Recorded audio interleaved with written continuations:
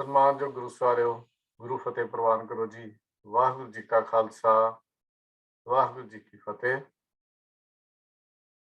ਸਿੱਖ missionary college Ludhiana ਵੱਲੋਂ ਚੱਲ ਰਹੀ ਆਨਲਾਈਨ ਗੁਰਮਤਿ ਕਲਾਸ SMC ਗੁਰਮਤਿ ਕਲਾਸ USA ਆਪ ਸਾਰਿਆਂ ਨੂੰ ਫਿਰ ਜੀ ਆਇਆਂ। ਜਿਸ ਤਰ੍ਹਾਂ ਆਪ ਜੀ ਨੂੰ ਸੂਚਨਾ ਦਿੱਤੀ ਗਈ ਹੈ ਕਿ ਅੱਜ ਦਾ ਸਾਡਾ ਵਿਸ਼ਾ ਉਹਨਾਂ ਪਿਆਰਿਆਂ ਦੇ ਨਾਲ ਹੈ ਜਿਨ੍ਹਾਂ ਨੂੰ ਅਸੀਂ ਅੱਖਾਂ ਤੋਂ ਦੂਰ ਕੀਤਾ ਹੋਇਆ ਔਰ ਜਿਨ੍ਹਾਂ ਦੀ ਗਿਣਤੀ ਇਤਿਹਾਸਕ ਤੌਰ ਤੇ ਅਜੇ ਤੱਕ ਨਿਸ਼ਚਿਤ ਵੀ ਨਹੀਂ ਕੀਤੀ ਜਾ ਸਕਦੀ ਵੀ ਕਿੰਨੀ ਗਿਣਤੀ ਵਿੱਚ ਉਹ ਸਾਡੇ ਤੇ ਜਿਹੜੇ ਉਹ ਲੋਕ ਹਨ ਉਹ ਅੱਜ ਸਾਡੇ ਤੋਂ ਦੂਰ ਹੋਏ ਹਨ। ਉਹਨਾਂ ਦੀਆਂ ਰੀਤਾਂ, ਰਸਮਾਂ, ਰਿਵਾਜ ਜਿਹੜੇ ਹਨ ਸਾਡੇ ਤੋਂ ਦੂਰ ਜਾਣ ਕਰਕੇ ਲੋਕਲ ਰੀਤਾਂ ਰਸਮਾਂ ਮੁਤਾਬਕ ਬਣ ਗਏ। ਲੋੜ ਤਾਂ ਇਸ ਗੱਲ ਦੀ ਹੈ ਕਿ ਉਹਨਾਂ ਨੂੰ ਸਿੱਖੀ ਦੀ ਜਾਣਕਾਰੀ ਦਿੱਤੀ ਜਾ ਸਕੇ, ਦਿੱਤੀ ਜਾਵੇ, ਤਦ ਕਿ ਦੁਬਾਰਾ ਉਹ ਪੰਥਕ ਕਾਫਲੇ ਸ਼ਾਮਲ ਹੋ ਕੇ ਸਿੱਖੀ ਦਾ ਇਹ ਕਾਫਲਾ ਵੱਡਾ ਕਰ ਸਕਣ। ਮੇਰੇ ਮਿਆਰ ਸ਼ਿਕਲੀਗਰ ਤੇ ਬੰਜਾਰੇ ਜਿਨ੍ਹਾਂ ਦਾ ਸਿੱਖੀ ਵਿੱਚ ਬਹੁਤ ਅਹਿਮ ਰੋਲ ਰਿਹਾ ਹੈ, ਪਿਛਲੇ ਹਫ਼ਤੇ ਅਸੀਂ ਉਹਦੀ ਵਿਚਾਰ ਸਰਵਣ ਕੀਤੀ ਸੀ ਕਿ ਕਿਵੇਂ ਭਾਈ ਮਤੀ ਦਾਸ ਜੀ, ਭਾਈ ਸਤੀ ਦਾਸ ਜੀ, ਹੋਰ ਪਿਆਰੇ ਗੁਰਸਿੱਖ ਜਿਨ੍ਹਾਂ ਦਾ ਜ਼ਿਕਰ ਪਿਛਲੇ ਹਫ਼ਤੇ ਅਸੀਂ ਕਰ ਚੁੱਕੇ ਹਾਂ, ਉਹਨਾਂ ਨੇ ਸਿੱਖੀ ਲਈ ਆਪਣੀਆਂ ਜਾਨਾਂ ਕੁਰਬਾਨ ਕੀਤੀਆਂ ਹਨ। ਇਹ ਅੱਜ ਦਾ ਇਹ ਵਿਸ਼ਾ ਭਾਗ 2 ਸ਼ਿਕਲੀਗਰ ਤੇ ਬੰਜਾਰਿਆਂ ਦੀ ਗਾਥਾ, ਉਹਨਾਂ ਦਾ ਪਿਛੋਕੜ ਅਸੀਂ ਪਿੱਛੇ ਸਰਵਣ ਕੀਤਾ। ਅੱਜ ਅਗਲਾ ਹਿੱਸਾ ਉਸਦਾ ਵੀਰ ਤੇਜਿੰਦਰ ਸਿੰਘ ਜੀ ਸਾਡੇ ਨਾਲ ਸਾਂਝਾ ਕਰ ਰਹੇ ਹਨ। ਤਾਂ ਮੈਂ ਬੇਨਤੀ ਕਰ ਰਿਹਾ ਹਾਂ ਵੀਰ ਤੇਜਿੰਦਰ ਸਿੰਘ ਜੀ ਨੂੰ ਦਿੱਲੀ ਤੋਂ ਕਿ ਅੱਜ ਦਾ ਇਹ ਵਿਸ਼ਾ ਸਾਡੇ ਨਾਲ ਸਾਂਝਾ ਕਰਨ। ਵੀਰ ਤੇਜਿੰਦਰ ਸਿੰਘ ਜੀ, ਵਾਹਿਗੁਰੂ ਜੀ ਕਾ ਖਾਲਸਾ, ਵਾਹਿਗੁਰੂ ਜੀ ਕੀ ਫਤਿਹ।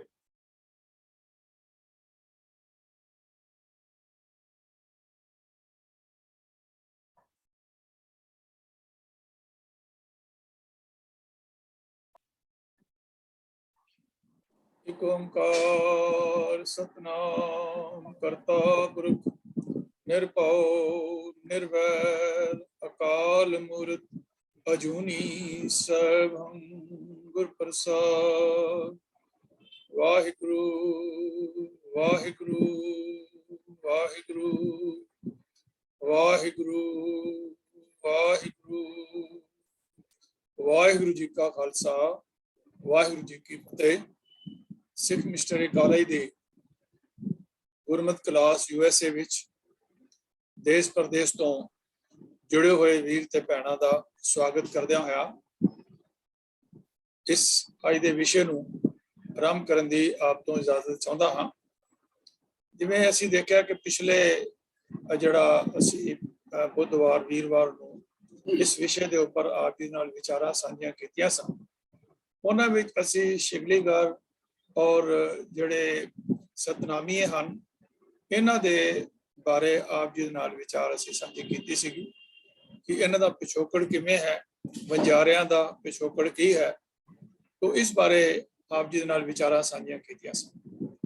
ਤੋ ਅਸੀਂ ਗੁਰੂ ਹਰਗੋਬਿੰਦ ਸਾਹਿਬ ਤੱਕ ਪਹੁੰਚੇ ਸੀ ਕਿ ਗੁਰੂ ਹਰਗੋਬਿੰਦ ਪਾਤਸ਼ਾਹ ਨੇ ਕਿਵੇਂ ਜਿਹੜੇ ਹਨ ਉਹ ਰਾਜਸਥਾਨ ਦੇ ਵਿੱਚ ਸਿੱਖ ਭੇਜੇ ਤੇ ਉਹਨਾਂ ਸਿੱਖਾਂ ਨੂੰ ਜਿਹੜੇ ਆਪਣੇ ਹਥਿਆਰ ਸਨ ਗੁਰੂ ਸਾਹਿਬ ਇਸਤੇਮਾਲ ਕਰਦੇ, ਉਹਨਾਂ ਵਾਸਤੇ ਚੰਗੇ ਹਥਿਆਰ ਲਿਆਉਣ ਵਾਸਤੇ ਔਰ ਜਿਹੜੇ ਹਥਿਆਰ ਹੁੰਦੇ ਸਨ ਉਹਦੀ ਮੇਨਟੇਨੈਂਸ ਵਾਸਤੇ, ਉਹਨਾਂ ਨੂੰ ਚੰਗੀ ਤਰ੍ਹਾਂ ਪੋਜੀਸ਼ਨ ਵਿੱਚ ਰੱਖਣ ਵਾਸਤੇ ਉਹਨਾਂ ਨੂੰ ਭੇਜਿਆ ਗਿਆ। ਤੇ ਕਿਵੇਂ ਰਾਜਸਥਾਨ ਦੇ ਜਿਹੜੇ ਇਲਾਕੇ ਤੋਂ ਉਹ ਸਿੰਘ ਇੱਥੇ ਆਏ ਤੇ ਸ੍ਰੀ ਅੰਮ੍ਰਿਤਸਰ ਸਾਹਿਬ ਦਾ ਮਾਹੌਲ ਦੇਖ ਕਰਕੇ ਔਰ ਗੁਰੂ ਸਾਹਿਬ ਜੀ ਦੀ ਚਰਨ ਸ਼ਰਨ ਵਿੱਚ ਉਹਨਾਂ ਨੇ ਇੱਥੇ ਹੀ ਟਿਕਣ ਦਾ ਜਿਹੜਾ ਹੈ ਉਹ ਇਰਾਦਾ ਬਣਾਇਆ ਤੇ ਇੱਥੇ ਉਹਨਾਂ ਨੇ ਜੰਗਾਂ ਯੁੱਧਾਂ ਵਿੱਚ ਵੀ ਹਿੱਸਾ ਲਿਆ ਔਰ ਹਥਿਆਰਾਂ ਦੇ ਨਾਲ ਜਿਹੜੀ ਹੈ ਉਹਨਾਂ ਨੇ ਸੇਵਾ ਜਿਹੜੀ ਹੈ ਕੀਤੀ ਹੈ। ਤੋ ਆਓ ਅਸੀਂ ਇਹਨਾਂ ਸ਼ਿਕਲੀਗਰਾਂ ਬਾਰੇ ਜੋ 22ਵੀਂ ਪੌੜੀ ਹੈ ਜਿਹੜੀ ਹੈ 8ਵੀਂ ਵਾਰ ਦੀ ਭਾਈ ਗੁਰਦਾਸ ਜੀ ਨੇ ਜੋ ਲਿਖਿਆ ਹੈ ਇਹਨਾਂ ਦੇ ਬਾਰੇ ਉਹ ਮੈਂ ਆਪ ਜੀ ਨਾਲ ਸਾਂਝਾ ਕਰਦਾ ਹਾਂ। ਕੇਤੜਿਆਂ ਹੀ ਜੌਹਰੀ ਲੱਖ ਸਰਾਫ ਬਜਾਜ ਵਪਾਰੀ, ਸੌਦਾਗਰੀ ਗਾਂਧੀ ਕਾਸੇਰੇ ਪਾਸਾਰੀ, ਕੇਤੜਿਆਂ ਪਰਚੂਨੀਆਂ ਕੇਤੜਿਆਂ ਦਲਾਲ ਬਜ਼ਾਰੀ, ਕੇਤੜਿਆਂ ਸਿਕਲੀਗਰਾਂ ਕਿਤੜੇ ਲੱਖ ਕਮਗਰਕਾਰੀ, ਕੇਤੜਿਆਂ ਘੁਮਿਆਰ ਲੱਖ ਕਾਗਦ ਕੁੱਟ ਘਣੇ ਲੋਨਾਰੀ, ਕਿਤੜੇ ਦਰਜੀ ਧੋਬੀਆਂ, ਕਿਤੜੇ ਜ਼ਰ ਲੋਹੇ ਸਰਹਾਰੀ, ਕਿਤੜੇ ਪੜਕੁੰਜੇ ਪਠਿਆਰੀ।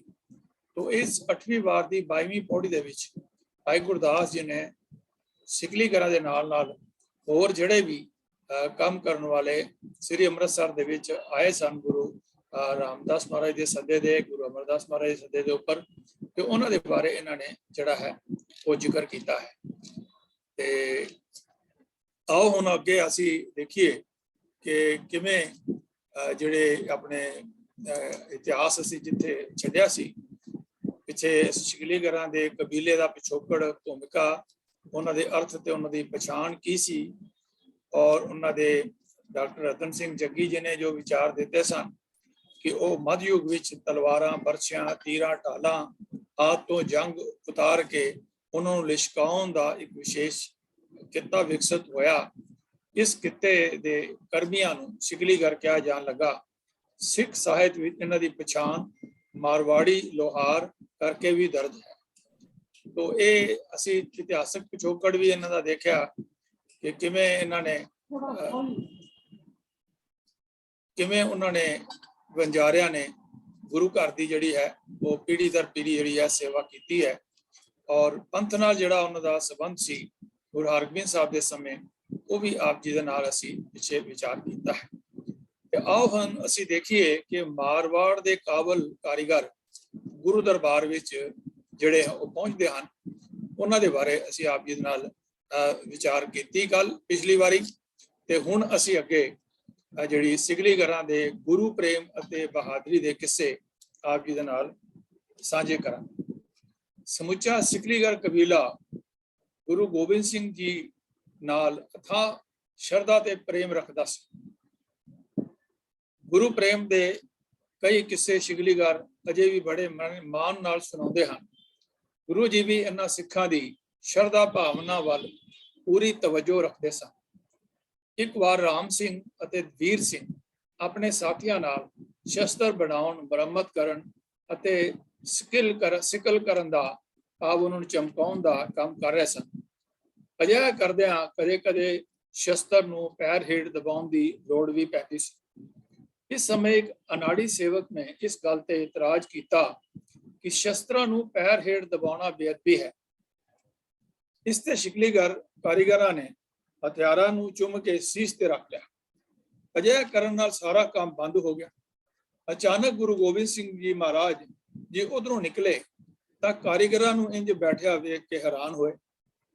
ਪੁੱਛਣ ਤੇ ਜਦ ਸਾਰੀ ਗੱਲ ਦਾ ਪਤਾ ਲੱਗਾ ਤਾਂ ਗੁਰੂ ਜੀ ਨੇ ਮੁਸਕਰਾਉਂਦਿਆਂ ਬੜੇ ਪ੍ਰੇਮ ਨਾਲ ਕਿਹਾ ਕਿ ਭਾਈ, ਸ਼ਸਤਰਾਂ ਦੇ ਅਜਿਹੇ ਸਤਿਕਾਰ ਦੀ ਆਸ ਮੈਦਾਨੇ ਜੰਗ ਵਿੱਚ ਜੂਝਣ ਵੇਲੇ ਇੱਕ ਸਿਪਾਹੀ ਤੋਂ ਤਾਂ ਕੀਤੀ ਜਾ ਸਕਦੀ ਹੈ। ਜੇਕਰ ਸ਼ਸਤਰ ਤਿਆਰ ਕਰਨ ਵਾਲੇ ਕਾਰੀਗਰ ਇਸ ਤਰ੍ਹਾਂ ਜਜ਼ਬਾਤੀ ਹੋਣਗੇ ਤਾਂ ਸ਼ਸਤਰ ਤਿਆਰ ਕਿਵੇਂ ਹੋਣਗੇ? ਸੋ ਭਾਈ, ਆਪਣਾ ਕੰਮ ਜਾਰੀ ਰੱਖੋ। ਸ਼ਸਤਰ ਬਣਾਉਂਦਿਆਂ ਜਿਸ ਤਰ੍ਹਾਂ ਵੀ ਜ਼ਰੂਰੀ ਹੈ ਤੁਸੀਂ ਕਰ ਸਕਦੇ ਹੋ, ਤੁਹਾਨੂੰ ਸਭ ਮਾਫ ਹੈ। ਇਹ ਸਿਕਲੀਗਰਾਂ ਨਾਲ ਗੁਰੂ ਪ੍ਰੇਮ ਦੀ ਪ੍ਰਤੱਖ ਉਦਾਹਰਣ ਹੈ। ਇਸ ਘਟਨਾ ਨੂੰ ਸੁੱਖਾ ਸਿੰਘ ਨੇ ਵੀ ਗੁਰਬਿਲਾਸ ਵਿੱਚ ਵਿਸਤਾਰ ਸਹਿਤ ਦਰਜ ਕੀਤਾ ਹੈ। ਕੁਝ ਆਖਰੀ ਅੰਸ਼ ਆਪ ਜੀ ਦੇ ਨਾਲ ਸਾਂਝਾ ਕਰਦਾ। ਤੁਮ ਹੋ ਸ੍ਰੀ ਤੁਝ ਕੇ ਦਾਸਾ, ਤੁਮ ਕੈ ਖਤਾ ਬਖਸ਼ ਸੁਨਤਾਸਾ, ਤੁਮ ਜੋ ਸਦਾ ਸੇਵ ਏ ਕਹਿ, ਰਿੱਧ ਸਿੱਧ ਸਿੱਖੀ ਫਲ ਪੈ ਹੈ, ਤਿਨ ਮੇ ਰਾਮ ਸਿੰਘ ਸਤਸਾਰਾ, ਵਾਗੀ ਦੇਸ ਮਾਰਵਾੜ ਪਿਆਰਾ, ਤਾਂ ਕਹੋ ਬਖਸ਼ੋ ਦੀਨ ਦਿਆਲ, ਹੈ ਇਹ ਰੋਸ਼ਨ ਕਥਾ ਵਿਸ਼ਾਲ। ਇਸ ਤਰ੍ਹਾਂ ਸਿਕਲੀਗਰ ਅੱਜ ਵੀ ਭਾਈ ਬਚਿੱਤਰ ਸਿੰਘ ਵੱਲੋਂ ਬਹਾਦਰੀ ਨਾਲ ਸ਼ਰਾਬੀ ਹਾਥੀ ਦਾ ਮੁਕਾਬਲਾ ਕਰਨ ਦਾ ਜ਼ਿਕਰ ਬੜੇ ਫਕਰ ਨਾਲ ਕਰਦੇ ਹਨ, ਔਰ ਉਹਨਾਂ ਦੀ ਦਾਸਤਾਨ ਜਿਹੜੇ ਹਨ ਉਹ ਆਪਸ ਵਿੱਚ ਵੀ ਸਾਂਝੀ ਕਰਦੇ ਹਨ।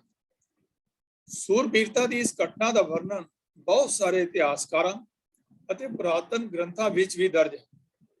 ਭਾਈ ਬਚਿੱਤਰ ਸਿੰਘ ਇੱਕ ਸਿਕਲੀਗਰ ਪਰਿਵਾਰ ਚੋਂ ਭਾਈ ਮਨੀ ਰਾਮ ਦਾ ਪੁੱਤਰ ਸੀ, ਜਿਹੜਾ ਬਾਅਦ ਵਿੱਚ ਭਾਈ ਮਨੀ ਸਿੰਘ ਕਰਕੇ ਉਹ ਸ਼ਹੀਦ ਹੋਏ, ਜਿਨ੍ਹਾਂ ਦੇ ਬੰਦ ਕੱਟੇ ਗਏ ਦਰਬਾਰ ਸਾਹਿਬ ਦੇ ਵਿੱਚ। ਉਹ ਅਲੱਗ ਇਤਿਹਾਸ ਹੈ। ਅਤੇ ਭਾਈ ਉਦੈ ਸਿੰਘ ਦਾ ਭਰਾ ਸੀ।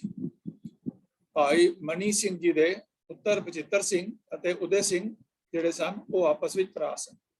ਭਾਈ ਕਾਹਨ ਸਿੰਘ ਨਾਭਾ ਅਤੇ ਹੋਰ ਲਿਖਾਰੀਆਂ ਮੁਤਾਬਕ ਸੰਨ 1758 ਵਿੱਚ ਜਦ ਪਹਾੜੀ ਰਾਜਿਆਂ ਨੇ ਇਕੱਠੇ ਹੋ ਕੇ ਅਨੰਦਪੁਰ ਸਾਹਿਬ ਨੂੰ ਘੇਰ ਲਿਆ ਤਾਂ ਕੇਸਰੀ ਚੰਦ ਜਸਵਾਲੀਆ ਨੇ ਲੋਹੇ ਦੇ ਤਵਿਆਂ ਅਤੇ ਛੁਰਿਆਂ ਕਟਾਰਾਂ ਨਾਲ ਲੈਸ ਇੱਕ ਸ਼ਰਾਬੀ ਹਾਥੀ ਨੂੰ ਲੋਹਗੜ੍ਹ ਕਿਲੇ ਦਾ ਦਰਵਾਜ਼ਾ ਤੋੜਨ ਲਈ ਅੱਗੇ ਕੀਤਾ। ਗੁਰੂ ਗੋਬਿੰਦ ਸਿੰਘ ਜੀ ਨੇ ਭਾਈ ਦੁਨੀ ਚੰਦ ਨੂੰ ਹਾਥੀ ਦਾ ਮੁਕਾਬਲਾ ਕਰਨ ਦੀ ਜ਼ਿੰਮੇਵਾਰੀ ਸੌਂਪੀ, ਪਰ ਉਹ ਡਰ ਕੇ ਰਾਤੋਂ ਰਾਤ ਹੀ ਦੌੜ ਗਿਆ। ਇਸ ਤੋਂ ਬਾਅਦ ਗੁਰੂ ਜੀ ਦੇ ਆਦੇਸ਼ ਤੇ ਭਾਈ ਬਚਿੱਤਰ ਸਿੰਘ ਸਿਕਲੀਗੜ੍ਹ ਰਾਜਪੂਤ ਹਾਥੀ ਦੇ ਮੁਕਾਬਲੇ ਲਈ ਅੱਗੇ ਆਇਆ। ਉਹਨਾਂ ਨੇ ਆਪਣੇ ਘੋੜੇ ਤੇ ਚੜ੍ਹ ਕੇ ਹਾਥੀ ਦੇ ਮੱਥੇ ਤੇ ਮੈਸਾ ਨੇਜਾ, ਕਈ ਲਿਖਤਾਂ ਵਿੱਚ ਨਾਗਣੀ ਪਰਚੀ ਲਿਖਿਆ ਹੈ, ਮਾਰਿਆ, ਜੋ ਲੋਹੇ ਦੇ ਤਵੇ ਨੂੰ ਚੀਰ ਕੇ ਹਾਥੀ ਦੇ ਮੱਥੇ ਵਿੱਚ ਜਾ ਧਸਿਆ। ਹਾਥੀ ਨੇ ਪਿਛਲੇ ਖੁਰੀ ਮੁੜਦਿਆਂ ਆਪਣੀ ਫੌਜ ਦੇ ਸਿਪਾਹੀਆਂ ਨੂੰ ਹੀ ਦਤਾੜਨਾ ਸ਼ੁਰੂ ਕਰ ਦਿੱਤਾ। ਇਸ ਸਮੇਂ ਮੱਚੀ ਭਗਦੜ ਕਾਰਨ ਪਹਾੜੀ ਫੌਜਾਂ ਦਾ ਬਹੁਤ ਨੁਕਸਾਨ ਹੋਇਆ।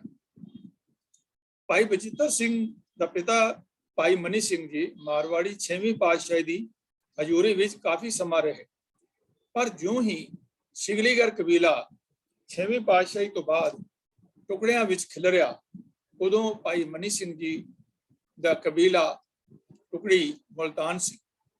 ਜਦੋਂ ਗੁਰੂ ਗੋਬਿੰਦ ਸਿੰਘ ਜੀ ਨੂੰ ਸਿਕਲੀਗੜ੍ਹ ਕਬੀਲੇ ਨੇ ਆਪਣੀਆਂ ਸੇਵਾਵਾਂ ਪੇਸ਼ ਕੀਤੀਆਂ ਤਾਂ ਮਨੀ ਸਿੰਘ ਜੀ ਨੇ ਆਪਣੇ 5 ਪੁੱਤਰ ਭੇਟ ਕੀਤੇ, ਜਿਨ੍ਹਾਂ ਨੂੰ ਗੁਰੂ ਗੋਬਿੰਦ ਸਿੰਘ ਜੀ ਨੇ ਅੰਮ੍ਰਿਤ ਛਕਾ ਕੇ ਜੰਗ ਵਿੱਚ ਰਾਜਾ ਕੇਸਰੀ ਚੰਦ ਜਸਵਾਲੀਏ ਦਾ ਸਿਰ ਵੱਢ ਨੇਜੇ ਵਿੱਚ ਪਰੋ ਕੇ ਦਸ਼ਮੇਸ਼ ਦੀ ਹਜ਼ੂਰੀ ਵਿੱਚ ਲਿਆਉਣ ਵਾਲੇ ਭਾਈ ਉਦੇ ਸਿੰਘ ਜੀ ਸਨ।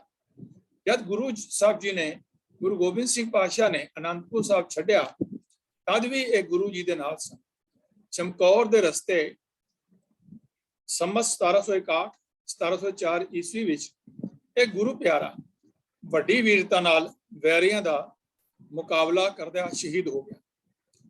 ਭਾਈ ਉਦੇ ਸਿੰਘ ਬਾਰੇ ਇੱਕ ਹੋਰ ਕਥਾ ਪ੍ਰਸਿੱਧ ਹੈ ਕਿ ਇੱਕ ਵਾਰ ਉਸਨੇ ਸ਼ੇਰ ਮਾਰ ਕੇ ਉਸਦੀ ਖੱਲ ਗੁਰੂ ਗੋਬਿੰਦ ਸਿੰਘ ਸਾਹਿਬ ਜੀ ਦੇ ਅੱਗੇ ਪੇਸ਼ ਕਰ ਦਿੱਤੀ। ਦਸ਼ਮੇਸ਼ ਜੀ ਨੇ ਇਹ ਖੱਲ ਇੱਕ ਗਧੇ ਨੂੰ ਪਵਾਈ। ਹੁਣ ਗਧਾ ਨਿਰਭੈ ਹੋ ਕੇ ਖੇਤਾਂ ਵਿੱਚ ਰਹਿੰਦਾ ਹੈ ਅਤੇ ਰੱਜ ਕੇ ਖਾਂਦਾ ਹੈ। ਕੋਈ ਵੀ ਡਰਦਾ ਉਸਦੇ ਨੇੜੇ ਜਾਣ ਦੀ ਹਿੰਮਤ ਨਾ ਕਰਦਾ। ਬੋਝ ਭਾਰ ਤੋਂ ਛੁਟਕਾਰਾ ਮਿਲ ਗਿਆ। ਇੱਕ ਵਾਰ ਉਹੀ ਗਧਾ ਹੋਰ ਗਧਿਆਂ ਦੇ ਹਿੰਗਣ ਦੀ ਆਵਾਜ਼ ਸੁਣ ਕੇ ਆਪਣੇ ਮਾਲਕ ਘੁਮਿਆਰ ਦੇ ਘਰ ਚਲਾ ਗਿਆ ਅਤੇ ਹਿੰਗਣ ਲੱਗ ਗਿਆ। ਕੁਮਾਰ ਨੇ ਗਵਾਚਿਆ ਹੋਇਆ ਗਧਾ ਪਛਾਣ ਲਿਆ ਅਤੇ ਸ਼ੇਰ ਦੀ ਖੱਲ ਉਤਾਰ ਕੇ ਪਹਾੜ ਢੂਣ ਵਾਲੀ ਚਿੱਲੀ ਪਾਵ ਛੱਟ ਜਿਹੜੀ ਹੈ ਉਹਦੇ ਉੱਤੇ ਲੱਦ ਦਿੱਤੀ। ਗੁਰੂ ਗੋਬਿੰਦ ਸਿੰਘ ਜੀ ਆਪਣੇ ਖਾਲਸੇ ਨੂੰ ਸੰਬੋਧਿਤ ਹੋ ਕੇ ਕਹਿਣ ਲੱਗੇ ਕਿ ਜਿਹੜੇ ਖਾਲਸਾ ਹੋ ਕੇ ਜਾਤ ਪਾਤ ਵਿੱਚ ਮੁੜ ਜਾ ਧਸਣਗੇ, ਉਹਨਾਂ ਦੀ ਇਹੀ ਦਸ਼ਾ ਹੋ।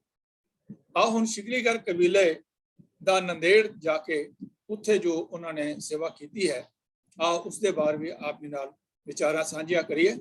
ਸਿਕਲੀਗੜ੍ਹ ਕਬੀਲੇ ਦੀ ਗੁਰੂ ਭਗਤੀ, ਇਮਾਨਦਾਰੀ, ਬਹਾਦਰੀ ਅਤੇ ਗੈਰਤ ਲਈ ਕੁਰਬਾਨ ਹੋਣ ਦੀ ਭਾਵਨਾ ਬੁਰੇ ਦਿਨ ਵਿੱਚ ਵੀ ਘੱਟ ਨਹੀਂ ਸੀ ਹੋਈ। ਹੋਰ ਸਿਰਕੀ ਸਿੱਖਾਂ ਵਾਂ ਸਿਕਲੀਗੜ੍ਹ ਸਿੱਖ ਵੀ ਗੁਰੂ ਗੋਬਿੰਦ ਸਿੰਘ ਜੀ ਦੇ ਅਨੰਦਪੁਰ ਛੱਡਣ ਤੋਂ ਬਾਅਦ ਅਤੇ ਨੰਦੇੜ ਕੂਚ ਕਰਨ ਵੇਲੇ ਵੀ ਉਹਨਾਂ ਦੇ ਨਾਲ ਸਨ। ਸਿਕਲੀਗੜ੍ਹ ਇਹ ਦਾਅਵਾ ਕਰਦੇ ਹਨ ਕਿ ਮੋਹਨ ਸਿੰਘ ਅਤੇ ਬਦਨ ਸਿੰਘ ਸਮੇਤ ਕਈ ਸਿਕਲੀਗੜ੍ਹ ਸਿੱਖ ਗੁਰੂ ਜੀ ਦੇ ਨਾਲ ਹੀ ਨੰਦੇੜ ਗਏ। ਜਿਹੜਾ ਜਥਾ ਗੁਰੂ ਜੀ ਨੇ ਨੰਦੇੜ ਤੋਂ ਪੰਜਾਬ ਭੇਜਿਆ ਸੀ, ਉਸ ਵਿੱਚ ਸੁੰਦਰ ਸਿੰਘ ਅਤੇ ਭਗਤ ਸਿੰਘ ਨਾਂ ਦੇ ਸਿਕਲੀਗੜ੍ਹ ਸਿੱਖ ਮੌਜੂਦ ਸਨ।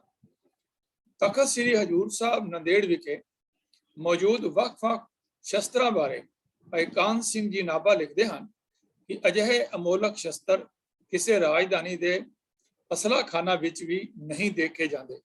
ਨੰਦੇੜ ਦੇ ਆਸ-ਪਾਸ ਮਹਾਰਾਸ਼ਟਰ, ਮੱਧ ਪ੍ਰਦੇਸ਼, ਆਂਧਰਾ ਪ੍ਰਦੇਸ਼, ਕਰਨਾਟਕ ਦੇ ਬਹੁਤ ਸਾਰੇ ਇਲਾਕਿਆਂ ਵਿੱਚ ਵਣਜਾਰਿਆਂ ਦੇ ਟਾਂਡਿਆਂ ਦੀ ਤਰ੍ਹਾਂ ਸਿਕਲੀਗੜ੍ਹ ਸਿੱਖਾਂ ਦੀਆਂ ਬਸਤੀਆਂ ਅੱਜ ਵੀ ਮੌਜੂਦ ਹਨ। ਆਓ ਹੁਣ ਗੁਰੂ ਗੋਬਿੰਦ ਸਿੰਘ ਮਹਾਰਾਜ ਦੇ ਇਸ ਸੰਸਾਰ ਤੋਂ ਵਿਦਾ ਹੋਣ ਦੀ ਜੋ ਗੱਲ ਹੈ, ਉਹਨਾਂ ਦੇ ਜੋਤੀ ਜੋਤ ਸਮਾਨ ਤੋਂ ਬਾਅਦ ਜੋ ਇਹਨਾਂ ਨੇ ਸਿਕਲੀਗੜ੍ਹਾਂ ਦੀ ਜੋ ਸੇਵਾ ਹੈ आओ उसनों भी थोड़ा जा आप वाचिए। गुरु गोबिंद सिंह जी तो बाद शिकलीगढ़ शब्द शस्त्र ਤਿਆਰ ਕਰਨ ਵਾਲੇ ਮਾਰਵਾੜੀ ਕਬੀਲਿਆਂ ਲਈ ਰੁੜ ਹੋ ਚੁੱਕਾ ਸੀ। ਉਹ ਤਲਵਾਰ ਦਾ ਯੁੱਗ ਸੀ ਜਦੋਂ ਆਧੁਨਿਕ ਹਥਿਆਰਾਂ ਦਾ ਨਾਂ ਨਿਸ਼ਾਨ ਵੀ ਨਹੀਂ ਸੀ। ਬਿਨਾਂ ਸ਼ੱਕ 18ਵੀਂ ਸਦੀ ਦੌਰਾਨ ਹਥਿਆਰਬੰਦ ਸੰਘਰਸ਼ ਜੋਰਾਂ ਤੇ ਰਿਹਾ। ਬਾਬਾ ਬੰਦਾ ਸਿੰਘ ਜੀ ਬਹਾਦਰ ਵੇਲੇ ਉਸ ਤੋਂ ਬਾਅਦ ਸ਼ਸਤਰਾਂ ਦੀ ਲੋੜ ਸੁਭਾਵਕ ਸੀ। ਅਜੇ ਸਮੇਂ ਬਾਬਾ ਬੰਦਾ ਸਿੰਘ ਜੀ ਨਾਲ ਸ਼ਿਕਲੀਗਰਾਂ ਦੇ ਹੋਣ ਬਾਰੇ ਸ਼ੱਕ ਦੀ ਗੁੰਜਾਇਸ਼ ਨਹੀਂ ਹੈ। ਇਸ ਬਾਰੇ ਗੁਰਮਤਿ ਪ੍ਰਕਾਸ਼ ਵੱਲੋਂ ਸ਼ਿਕਲੀਗਰ ਵਣਜਾਰਿਆਂ ਬਾਰੇ ਪ੍ਰਕਾਸ਼ਿਤ ਵਿਸ਼ੇਸ਼ ਅੰਕ ਵਿੱਚ ਗਿਆਨੀ ਬਚਿੱਤਰ ਸਿੰਘ ਐਡਵੋਕੇਟ ਸਪਸ਼ਟ ਸੰਕੇਤ ਦਿੰਦੇ ਹਨ ਔਰ ਲਿਖਦੇ ਹਨ ਕਿ ਬਾਬਾ ਬੰਦਾ ਸਿੰਘ ਬਹਾਦਰ ਦੇ ਪੰਜਾਬ ਅਤੇ ਸਰਹੰਦ ਉੱਤੇ ਹਮਲੇ ਸਮੇਂ ਵਣਜਾਰੇ ਤੇ ਸ਼ਿਕਲੀਗਰ ਸਿੱਖਾਂ ਨੇ ਜਨਸ਼ਕਤੀ, ਰੁਪਈਆ ਅਤੇ ਹਥਿਆਰਾਂ ਨਾਲ ਬਾਬਾ ਜੀ ਦੀ ਭਾਰੀ ਮਦਦ ਕੀਤੀ ਸੀ। ਕਈ ਲੇਖਕ ਭਾਈ ਬਾਜ ਸਿੰਘ ਜੋ ਬਾਬਾ ਬੰਦਾ ਸਿੰਘ ਬਹਾਦਰ ਜੀ ਦੀ ਸੱਜੀ ਬਾਂਹ ਡਿਪਟੀ ਕਰਕੇ ਉਹਨਾਂ ਨੂੰ ਮੰਨਿਆ ਜਾਂਦਾ ਸੀ, ਸਰਹੰਦ ਦਾ ਪਹਿਲਾ ਸਿੱਖ ਸੂਬੇਦਾਰ ਸੀ, ਨੂੰ ਰਾਜਪੂਤ ਲਿਖਦੇ ਹਨ। ਬਾਬਾ ਬਾਜ ਸਿੰਘ ਨੂੰ ਰਾਜਪੂਤ ਲਿਖਦੇ ਹਨ। ਇਸ ਦੇ ਬਾਵਜੂਦ ਇਸ ਸਚਾਈ ਤੋਂ ਮੁਨਕਰ ਨਹੀਂ ਹੋਇਆ ਜਾ ਸਕਦਾ ਕਿ ਇਸ ਸਮੇਂ ਸ਼ਿਕਲੀਗਰ ਪਰਿਵਾਰਾਂ ਦਾ ਅਨੰਦਪੁਰ ਵਾਂਗ ਟਿਕ ਕੇ ਬੈਠਣਾ, ਵਿਚਰਨਾ ਸੰਭਵ ਨਹੀਂ ਸੀ, ਕਿਉਂਕਿ ਹਾਲਾਤ ਹੀ ਐਸੇ ਸਨ। ਇਸੇ ਕਾਰਨ ਉਸ ਸਮੇਂ ਸ਼ਿਕਲੀਗਰ ਛੋਟੀਆਂ ਛੋਟੀਆਂ ਟੋਲੀਆਂ ਬਣਾ ਕੇ ਟੱਪਰੀ ਵਾਸਤਰ ਤੇ ਘੁੰਮਦੇ ਘੁਮਾਉਂਦੇ ਹੀ ਹਥਿਆਰ ਬਣਾਉਂਦੇ ਅਤੇ ਸਥਾਨਕ ਰਜਵਾੜਿਆਂ ਸਮੇਤ ਜਿੱਥੇ ਜਿੱਥੇ ਵੀ ਸੰਭਵ ਹੁੰਦਾ ਵੇਚ ਦਿੰਦੇ। ਇਸ ਕਸਬ ਦੇ ਨਾਲ ਨਾਲ ਉਹ ਆਮ ਲੋਕਾਂ ਲਈ ਚਾਕੂ, ਛੁਰੀਆਂ ਆਦਿ ਹੋਰ ਕੰਮ ਕਰਨੇ ਵੀ ਉਹਨਾਂ ਨੇ ਜਾਰੀ ਰੱਖੇ ਹੋਏ ਸਨ। ਰਾਜੇ ਰਾਜਵਾੜਿਆਂ ਦੀ ਆਪਸੀ ਖਹਿਬਾਜ਼ੀ, ਖਾਣਾ ਜੰਗੀ ਅਤੇ ਵਿਦੇਸ਼ੀ ਹਮਲਾਵਰਾਂ ਦੀ ਵਜ੍ਹਾ ਕਰਕੇ ਸ਼ਿਕਲੀਗਰ ਕਬੀਲੇ ਦੀ ਪੰਜਵੀਂ ਸ਼ਕਤੀ ਖਿੰਡ ਪੁੱਟ ਚੁੱਕੀ ਸੀ। ਇਸ ਕਬੀਲੇ ਦੇ ਛੋਟੇ ਛੋਟੇ ਟੋਲੇ ਵੱਖ ਵੱਖਰੀ ਥਾਵਾਂ ਤੇ ਵੱਖ ਵੱਖ ਰਾਜਿਆਂ, ਸਰਦਾਰਾਂ ਲਈ ਕੰਮ ਕਰਦੇ ਸਨ। ਮਿਸਲਾਂ ਦੇ ਪ੍ਰਬੰਧ ਦੌਰਾਨ ਵੀ ਸ਼ਿਕਲੀਗਰ ਕਬੀਲੇ ਦੇ ਕਾਰੀਗਰ ਵੱਖ ਵੱਖ ਮਿਸਲਾਂ ਲਈ ਜੰਗੀ ਸਾਜ਼ੋ ਸਮਾਨ ਤਿਆਰ ਕਰਦੇ ਸਨ। ਜਦ ਮਹਾਰਾਜਾ ਰਣਜੀਤ ਸਿੰਘ ਜੀ ਨੇ ਇਹਨਾਂ ਮਿਸਲਾਂ ਨੂੰ ਇਕੱਠਾ ਕਰਕੇ ਵਿਸ਼ਾਲ ਸਿੱਖ ਰਾਜ ਦਾ ਗਠਨ ਕੀਤਾ ਤਾਂ ਉਸਨੇ ਆਪਣੀ ਫੌਜ ਲਈ ਜੰਗੀ ਸਾਜ਼ੋ ਸਮਾਨ ਅਤੇ ਹਥਿਆਰ ਬਣਾਉਣ ਵਾਸਤੇ ਬਹੁਤ ਸਾਰੇ ਸ਼ਿਕਲੀਗਰਾਂ ਨੂੰ ਭਰਤੀ ਕਰ ਲਿਆ। ਮਹਾਰਾਜੇ ਨੇ ਆਪਣੀ ਫੌਜ ਦੀ ਸਿਖਲਾਈ, ਸ਼ਸਤਰਾਂ ਦੇ ਬਿਹਤਰ ਨਿਰਮਾਣ ਅਤੇ ਨਵੀਨੀਕਰਨ ਵੱਲ ਉਚੇਚਾ ਧਿਆਨ ਦਿੱਤਾ। ਮਹਾਰਾਜੇ ਦੀ ਫੌਜ ਲਈ ਰਵਾਇਤੀ ਅਤੇ ਨਵੀਨ ਸ਼ਸਤਰਾਂ ਦੇ ਨਿਰਮਾਣ ਅਤੇ ਮੁਹਾਰਤ ਦਾ ਕਾਰਜ ਲਾਹੌਰ ਦੀਆਂ ਅਸਲ ਵਰਕਸ਼ਾਪਾਂ ਵਿੱਚ ਸ਼ਿਕਲੀਗਰ ਹੀ ਕਰਦੇ ਸਨ। ਸ਼ਿਕਲੀਗਰਾਂ ਨੂੰ ਰਵਾਇਤੀ ਤੇਜ਼ ਹਥਿਆਰਾਂ ਦੇ ਨਾਲ ਨਾਲ ਅਗਨ ਸ਼ਸਤਰਾਂ ਜਿਵੇਂ ਬੰਦੂਕਾਂ, ਗੋਲਾ ਬਰੂਦ ਆਦਿ ਬਣਾਉਣ ਦੀ ਮੁਹਾਰਤ ਵੀ ਹਾਸਲ ਸੀ। ਇਸ ਤਰ੍ਹਾਂ ਮਹਾਰਾਜਾ ਰਣਜੀਤ ਸਿੰਘ ਦੇ ਰਾਜ ਵੇਲੇ ਸ਼ਿਕਲੀਗਰ ਕਬੀਲੇ ਨੇ ਆਪਣੇ ਖੋਏ ਹੋਏ ਵਕਾਰ ਨੂੰ ਬਹਾਲ ਕਰਨ ਲਈ ਸਿਰ ਤੋੜ ਯਤਨ ਕੀਤੇ। तो अंग्रेजी राज दे देखिए कि शिकलीगढ़ कबीले का की हाल होया जिस वे अंग्रेजा ने पंजाब के उपर अपने सत्ता कायम कर ली 1849। भारत में अंग्रेजी साम्राज शिकलीगढ़ कबीले के पतन का कारण बने। 1849 ईस्वी विच पंजाब अंग्रेजी साम्राज अधीन चला गया। उस समय शिकलीगढ़ पंजाब विच खुले तौर पर नेक नीति सहित हथियार बनाने के किते विच लगे हुए सन। उन्हां विचों कुछ अंग्रेज सरकार की मुलाजमत विच चले गए, जिथे उन्होंने तलवारां विशेष तौर पर फौजां दे गोरखा विंग लई खुखरियां तैयार करने का काम भी सौंपया गया। पर छेती कबीले के पतन का सिलसिला शुरू हो गया, जिस दे मुख तौर पर 3 कारण हैं। पहला कारण साइंस की तरक्की कारण नवीन शस्त्रों का आगमन, दूसरा अंग्रेजी सरकार वालों देसी हथियार बनाने ते पाबंदी, और तीसरा अपराधी कबीला कानून। अंग्रेजा वालों एक कानून लिया गया कि जिहदे नाल जिहड़े कबीले सन उन्होंने क्रिमिनल ट्राइब जिहड़ा है ਉਹ ਡਿਕਲੇਅਰ ਕਰ ਦਿੱਤਾ ਗਿਆ। 19ਵੀਂ ਸਦੀ ਵਿੱਚ ਸਾਇੰਸ ਨੇ ਹਰ ਖੇਤਰ ਵਿੱਚ ਤਰੱਕੀ ਕਰਕੇ ਵੱਡੀਆਂ ਮੱਲਾਂ ਮਾਰੀਆਂ। ਤਲਵਾਰਾਂ ਅਤੇ ਤੇਜ਼ ਧਾਰ ਹਥਿਆਰਾਂ ਦੀ ਜਗ੍ਹਾ ਘਾਤਕ ਬੰਬਾਂ, ਬੰਦੂਕਾਂ, ਤੋਪਾਂ ਨੇ ਮੱਲ ਲਈ। ਇਸ ਕਰਕੇ ਸ਼ਿਗਲੀਗਰਾਂ ਦੇ ਰਵਾਇਤੀ ਤੇ ਪਿਤਾ ਪੁਰਖੀ ਕਿੱਤੇ ਨੂੰ ਭਾਰੀ ਢਾਹ ਲੱਗੀ। ਦੂਜਾ, ਅੰਗਰੇਜ਼ੀ ਸਰਕਾਰ ਨੇ ਭਾਰਤ ਵਿੱਚ ਦੇਸੀ ਹਥਿਆਰ ਬਣਾਉਣ ਤੇ ਪਾਬੰਦੀ ਲਾ ਦਿੱਤੀ ਅਤੇ ਇਸ ਵਿਰੁੱਧ ਕਾਨੂੰਨ ਪਾਸ ਕਰ ਦਿੱਤਾ। ਅਜਿਹਾ ਇਸ ਲਈ ਕੀਤਾ ਗਿਆ ਤਾਂ ਜੋ ਅੰਗਰੇਜ਼ ਸਰਕਾਰ ਵਿਰੁੱਧ ਲੜਨ ਵਾਲੀਆਂ ਧਿਰਾਂ ਲਈ ਨਾ ਕੋਈ ਹਥਿਆਰ ਬਣਾਏ, ਨਾ ਹੀ ਸਪਲਾਈ ਕਰ ਸਕੇ। ਇਹ ਕਾਨੂੰਨ ਸਖਤੀ ਨਾਲ ਲਾਗੂ ਕੀਤਾ ਗਿਆ। ਸ਼ਿਗਲੀਗਰ ਕਬੀਲੇ ਦੀ ਰੀੜ ਤੋੜਨ ਲਈ ਇਹ ਮਾਰੂ ਕਾਨੂੰਨ ਬਹੁਤ ਭਿਆਨਕ ਅਤੇ ਕਾਫੀ ਖਤਰਨਾਕ ਸਾਬਤ ਹੋਇਆ। ਅਫਸੋਸਜਨਕ ਪਹਿਲੂ ਇਹ ਕਿ ਇਹਨਾਂ ਹੁਨਰਮੰਦ ਕਾਰੀਗਰਾਂ ਦੇ ਹੱਕ ਵਿੱਚ ਆਵਾਜ਼ ਬੁਲੰਦ ਕਰਨ ਲਈ ਕਿਸੇ ਵੀ ਧਿਰ ਨੇ ਹੀਲਾ ਨਹੀਂ ਕੀਤਾ। ਇਸ ਸਮੇਂ ਸਾਰਾ ਦੇਸ਼ੀ ਵਿਦੇਸ਼ੀ ਪ੍ਰਭਾਵ ਅਧੀਨ ਗ੍ਰਸਿਆ ਜਾ ਰਿਹਾ ਸੀ। ਇਸ ਲਈ ਸ਼ਿਗਲੀਗਰ ਕਾਰੀਗਰਾਂ ਦਾ ਬਿਹਤਰੀਨ ਹੁਨਰ ਉਹਨਾਂ ਦੇ ਹੱਥਾਂ ਵਿੱਚ ਹੀ ਮਰ ਮੁੱਕ ਗਿਆ। ਇਸੇ ਨਾਲ ਅੰਗਰੇਜ਼ੀ ਸਰਕਾਰ ਨੇ ਅਪਰਾਧ ਦੀ ਆੜ ਹੇਠ ਭਾਰਤ ਵਿੱਚ ਕਬੀਲਿਆਂ ਦੇ ਘੁੰਮਣ ਤੇ ਪਾਬੰਦੀ ਲਾ ਦਿੱਤੀ।